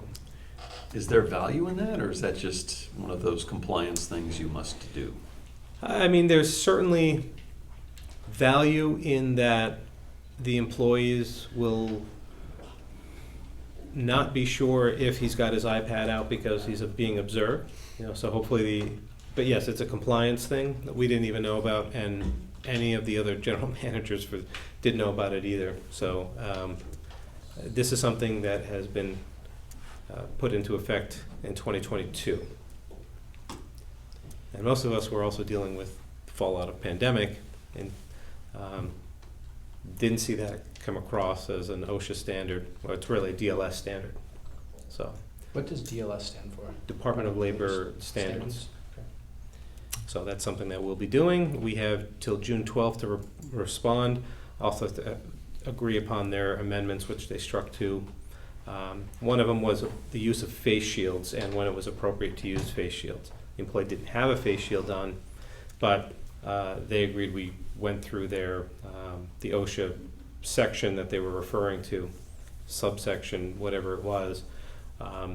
And based on the work that he was doing, he did not need to do it. He wasn't switching anything. You know, he was applying a tap, but not putting in a fused cutout or operating a switch. So they struck that as well. So, is it worth considering to have an independent audit, if you will? we do. Of a third-party contractor on a random basis, go and observe and document and make sure that they're responsible. We pay them for. That's what we do. Okay, We do that on an annual basis. We actually share a day with Mansfield. Just it splits the cost. It's a 4-hour. But is it a randomized sampling, or do they know exactly what? The question is, do they have time to get prepared and say, oh, today's Tuesday, oh, I better not? No, that morning they know about it. Okay. Yeah, maybe the foreman knows about it the day before, but we don't. We know that we signed up for it. We don't necessarily know the date that it's scheduled until within a few days, and then we let the foreman know. So the foreman knows. Does a lineman know that they're up there being observed? Yeah, they will know. Yeah. Is that leading the witness? I mean, really, the intent here is to keep you on your toes to make sure. Well, this is what this new form will do for us. Okay. I don't want to make a bigger problem for it, but I also want to make sure that we're not gaming the system that said, oh, by the way, heads up, guy's going to watch you today. Make sure. Yeah, and that is a criticism that we've had and we've heard. But as part of their the fear factor that they have, knowing that they're working on live line at 8,000 to 15,000 volts, they all use all the PPE. In fact, they want as much as they can. In this particular case, for whatever reason, I'm not going to use that today. And Doesn't that build up a sense of? An incident like this also shakes. Oh, it shakes everybody. Yeah. But just before that incident, I'm sure there is a overconfidence of that person that says, "Hey, I've been doing this for so long, I know exactly what I'm doing, and therefore I don't need to do it." And Yeah. discussions with people internally, they say people at that 7 to 10 year period in their career tend to get that complacency. Yeah, and I think that's a fair criticism of the outside auditor. How do we set it up where we would do it?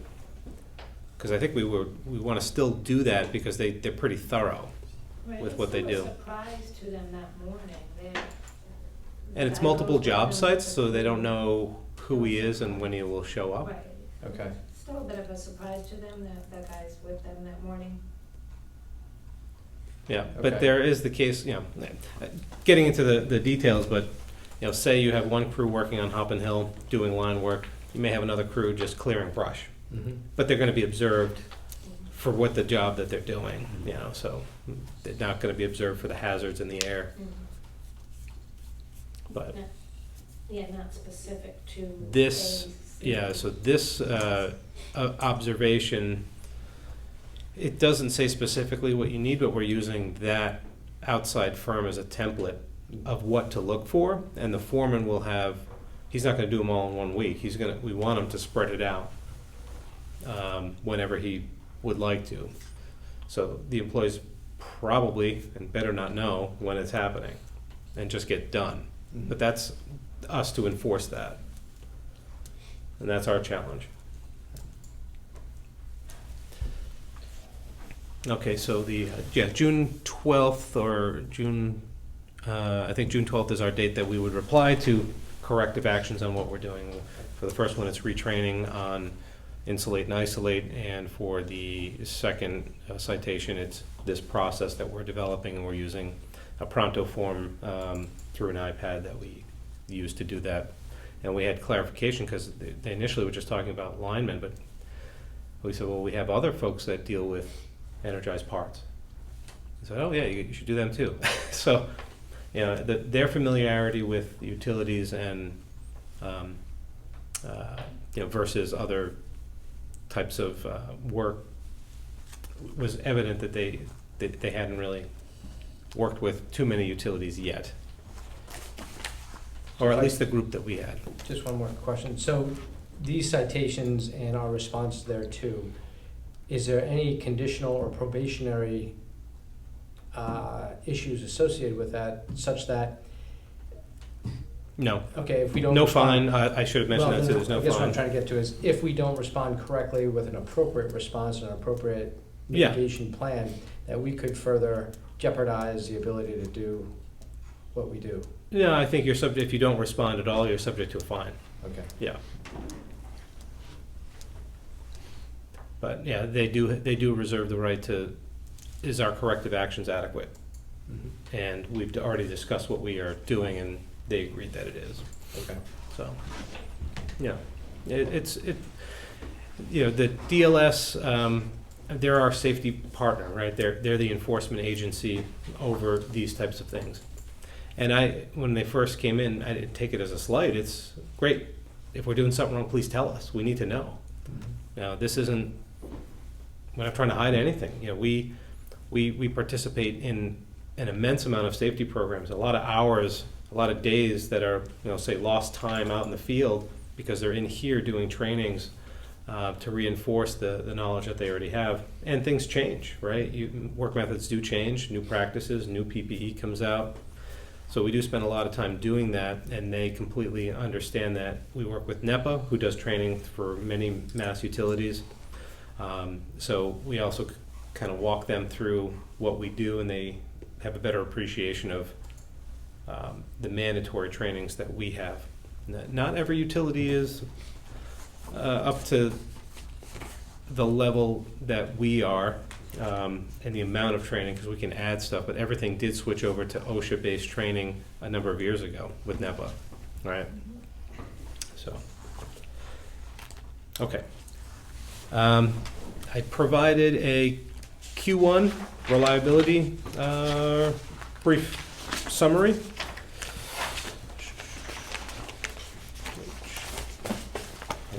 I'll just go off my notes here. So Q1, January through the end of March, we had 6 events, and really the most important number there is for a quarterly outlook versus a year, is called CAIDI, Customer Average Interruption Duration Index. What that really means is for every customer, what was their average outage duration experienced for those 6 events, and 78.6 minutes. Under 120 is considered good. Under 90 minutes is really great. Got to factor in the time that it takes for an employee to get the call, get to the vehicle, all right, which means come here. So they all have to live within 30 minutes. and then respond to the outage, make the corrective action, and get back in service. So 78 minutes, in our view, even though it's, in order to get on the state's radar as being a bad actor and bad reliability, you're 4 hours or more. It takes forever to respond. Anything over 120 definitely raises an eyebrow. But if it's during a storm, you may have other factors. So these 6 events, there were, I think, 4 unknown and some vegetation. Unknown is typically a squirrel, a bird, or a tree branch that might come on fall on a wire, and then it gets obliterated. No evidence is found, right? Something comes along and eats the dinner that was presented for them. Branches, most of the time you can see, but not always. And then other things that are unaccounted for. It's usually vegetation or animal, but if there's no evidence there, it goes as an unknown. And what drives, so this is the failure, but what caused the failure? Is that all weather or? Yeah, usually if it's a wind event, it would be a wind or a rain event. Well, I'm looking at it from 3 approaches. One is a isolated instance, like a squirrel. Yep. One's a local instance, like a car goes into a transformer and wipes Yep. out a neighborhood. Then there's a weather event that takes out the whole town. Okay. Yeah. So they've got different levels of severity associated with it. Is that tracked? Yes. Because I'm assuming 6 was small isolated instances. This These are small outages for Q1. We it's had not the blizzard of 78. no. For larger ones, there's also if you've got massive power outages, IEEE has a formula on how to rule out certain events that so we would if we had major events, we would present 2, one with major events included, one excluded. Okay, thank you. So for this winter was mild, and anything that we did have was fairly minor events. Even though we did have bad flooding. Actually, was that this spring? That was September 11th last year. Okay, Yeah. bad memory. Okay. AMI project, we definitely talked about that already. When I wrote this agenda, it was 900 meters, and we've got about 1,100 out there. 1,144. There we go. That's live. So I would like us, we talked this morning, what can our production rate be? And that depends on a lot of different things, but we want to start moving meters now. We have no reason not to. Some of the network equipment has been resolved for issues. We have a couple of gateways that are out there, which are essentially the collectors. They collect the meter data. 2 of those are down in Alpharetta with the Landis & Gear metering folks to update firmware and do a couple of things that were bad actors from shipping. They weren't configured properly, and that's basically the cause of it. We've gotten 2 back. One back, which was already deployed out in the field and is working great. One of those that are down there is a spare, and one we'll put back in the field, and then our network will be fully deployed, and then it's just meters. So I'd like to do 500 a week, but it's going to take time to ramp up to that. But that also means we're probably going to be doing less disconnect, reconnect activities. There's also the option of working or having a couple of the members from the line crew assist and try to get some of those numbers up. We're going to have weeks where we probably will hit more than that number because we'll be hitting apartment buildings that have a bank of 50, so in one shot. But that's my goal, is I want to get to 500, and I know it's doable. It's going to be a challenge. We're averaging 55 a day. But that's right now because they're doing so many other activities, and yeah. It's almost there. It's halfway there. So it's still going to take 4 or 5 more months? Oh, yeah. Yep. Yeah, it's, and that was anticipated to be around a 6 to 8 month deployment once we got going. But, now that we're we were hesitant in targeting very specific areas that we had good known network equipment. So in order to say, all right, I want to hit this pocket up here, now you're going street by street and picking, all right, I got a list of 200, I'm going to send that over. Once our final gateway is in, there's no reason why we can't just target all around there. Well, there's some reasons, but anyway. We're shooting for 500. And now we had a Teams call this morning, and I'm pretty sure everybody had it on mute because they were telling me things that I didn't want to hear. 4-letter words are probably flying, but that's okay. I have to be the one to take that. 500 a week, let's do it. All right, the breaker replacement project across the street. Just as a reminder, we had that planned outage, which began on March 25th. We are in the final stage of cabling and getting that ready for energization. State Electric is almost complete. At this point, we're working on coordinating with National Grid because the National Grid has to come down. They meter us on the transmission side. They have to come down and commission the new meter. In my opinion, if they're the ones holding us up and we need to throw that in, we're throwing it in. We're putting it in service. And we'll do an estimated bill with National Grid. In other words, if we had a town-wide outage, as opposed to using the temporary solution that we have devised that's over there, if this thing is ready to go and we're waiting for them for weeks, we're going, if needed. But all things should work out. National Grid, we're working with one of their metering experts there that will come down.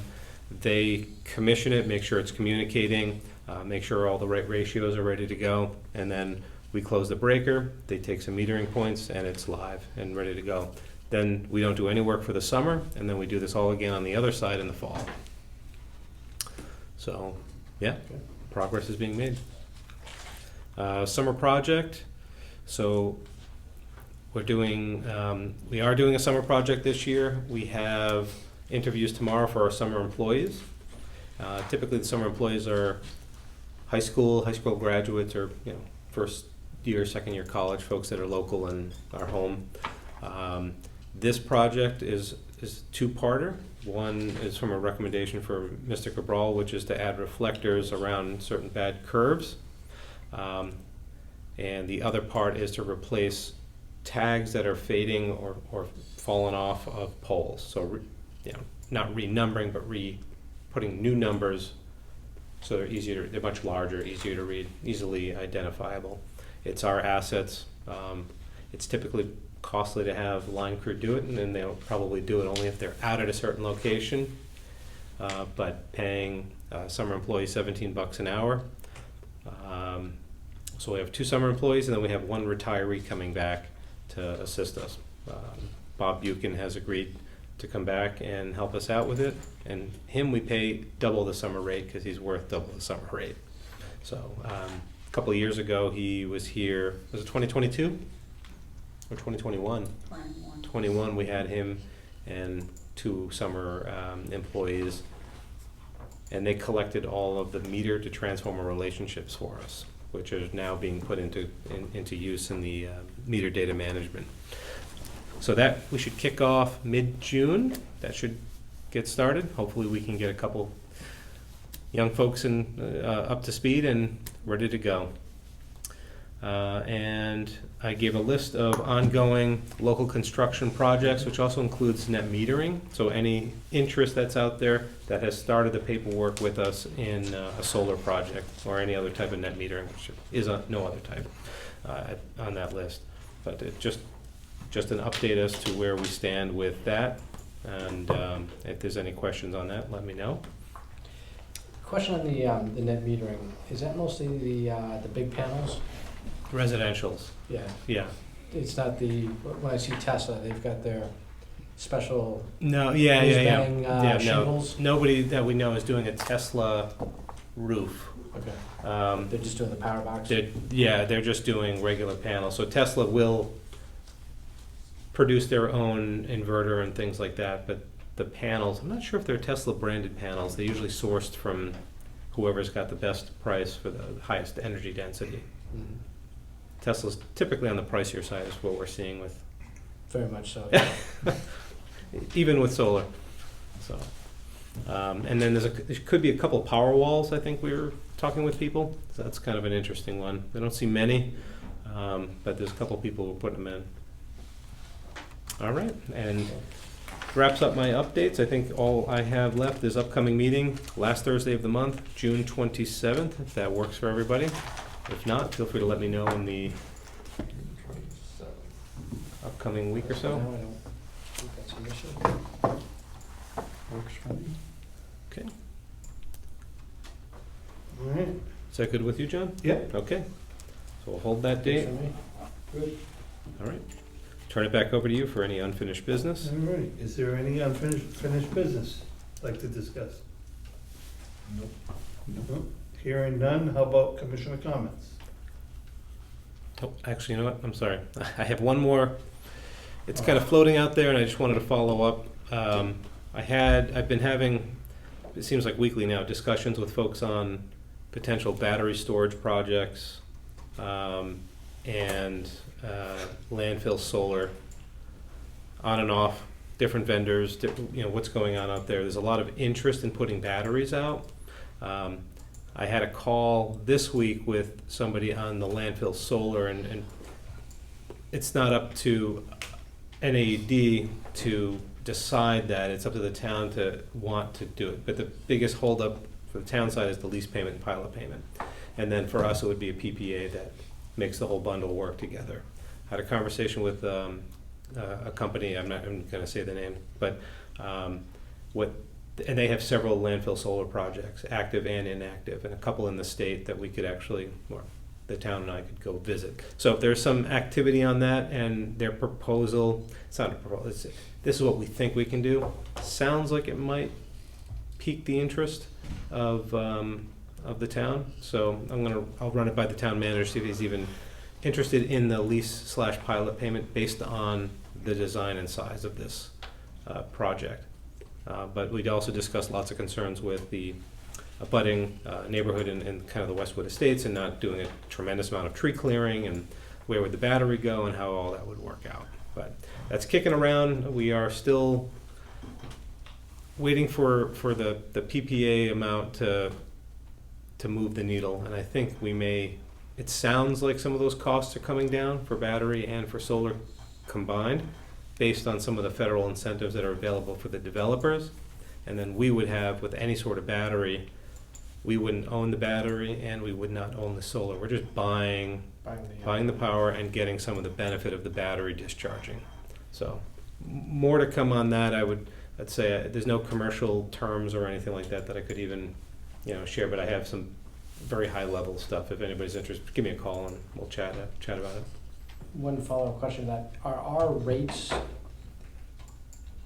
I'm assuming they're gonna have a critical impact to the decision-making process for building, whether that's viable for us, or Yeah, whether that so- goes, could they actually produce it here and then go out to the grid and bypass us because No. our rates are too low? They can't. Okay. Yeah. It's behind the meter. We're the distribution company that they have to interconnect to. Okay. Now, if we wanted to make a deal with National Grid to sell off after the fact, we might be able to do that, but it's very unlikely that none of those have worked out that way, unless it's an express line to them or something. The location here doesn't even have that in the conversation. So they have to work with us. We have to buy the power because it's ultimately going back to our substation, or it's being consumed by our customers. Right, it's never getting backfed. It's not going to be large enough to do that. How material would this be? Are we talking about 1% of the total power that we consume on average, or 5%, or what's the size of this So investment? the sizes keep going up as power densities. I'm sorry, this was a last thing, and now it's a longer conversation. But the power densities of these panels are getting bigger. This would be, I think they mentioned somewhere in the range of 5 megawatts AC. But you got to remember, 5 megawatts doesn't translate to 5 megawatt hours around the clock, where you have sunlight, right? So you only, I haven't seen, and it's all about orientation, so it's really maybe 3% of our energy. Okay. if I had to take a wag at it. It's a very small amount And that's throughout the year. 3% of the energy throughout the year on a consistently delivered basis, or only during If you just take, peaks, if during you take, certain times? we're a consumer of 220,000 megawatt hours. This might be 3, maybe 4% of that megawatt hours throughout the year. But we'd be buying it at a fixed price, so that's why I just aggregated out over the year. Yeah, so that's typically how it works, is economically, they have to sell it off at, I don't know, 34 cents per kilowatt hour, and if we're average costing 15 cents. We're talking more in the range of 7 to 8 cents that 7 to 8 we'd be cents. buying it for. Oh, okay. Yeah, because we're buying direct energy. We're not buying You're the not all-in buying cost. distribution. Yeah, we own the distribution. It's no transmission. It's behind the meter. Okay. You know, so that's kind of the range. When we went out to bid back in 2019 with the town, we had ranges between, I think, I want to say 7.5 cents to 13, 14 cents, but all with escalators. Company I talked to had no escalators on it, fixed prices, because he wanted to just be as transparent as possible. And he's, we have 20 years or 25 years to pay back our loans, right, on On the account. on the system. The battery is a big one. If the battery is a no-go for whatever reason, the economics on the solar side completely change. They work together. They don't, so. Well, having replaced a battery on a car, Well, we don't own the battery either. They would own it. And the shared savings it's peak shaving. let's The just say shared that's not savings a- is in the range of we get 35% of the benefit, they get 65% of the benefit. Okay. But we don't own it, we don't maintain it. They also they put up I talked about surety, because the issues about the cap came up. And if the cap is damaged 5 years from now for something sinking, the battery doesn't go on the cap, but the solar panels are ballasted. So we got into a pretty deep discussion this week, but it's more viable than it was 5 years ago. So, but I did also say, our resources are very limited internally with our AMI project. But if the town is interested, we would likely have to hire an outside engineering firm to help us get some cable routing and things like that up front, so we could have bidders go in with exactly what we wanted, as opposed to you tell us what you think you can build. I think we want a better idea this time. Okay, sorry. More to come on that. Okay, so On the commissioner comments, I just had I wanted to thank everybody here on the team for getting through the audit, getting through the year, and getting through the line issues that we had and the safety issues, and handling that professionally and expeditiously, and keep doing it. Thank you, and I'll echo that with Paula. She's a rock star in the business division for us. So a lot of time and effort goes in on her end, not only with the financials, but on this AMI project. She's critical. If she wasn't here, the project may not work out. So, Thank yep, you. critical player in One last many thing. aspects. I would like to have maybe another revisit of the investment. I was afraid you were going to ask for that. Yeah, All right, I'm still it's on there, and challenged on that notion of wait and it'll all come back. Yeah. And we're still waiting. Okay, if the board as a whole also would like me to invite him in, I can reach out to Treasurer Sweet. Each time we learn something, Okay, and they learn something. Yeah, that'd be great. okay. It may also be related to the pension, because the town is also managing that, right? And we have 12.6%.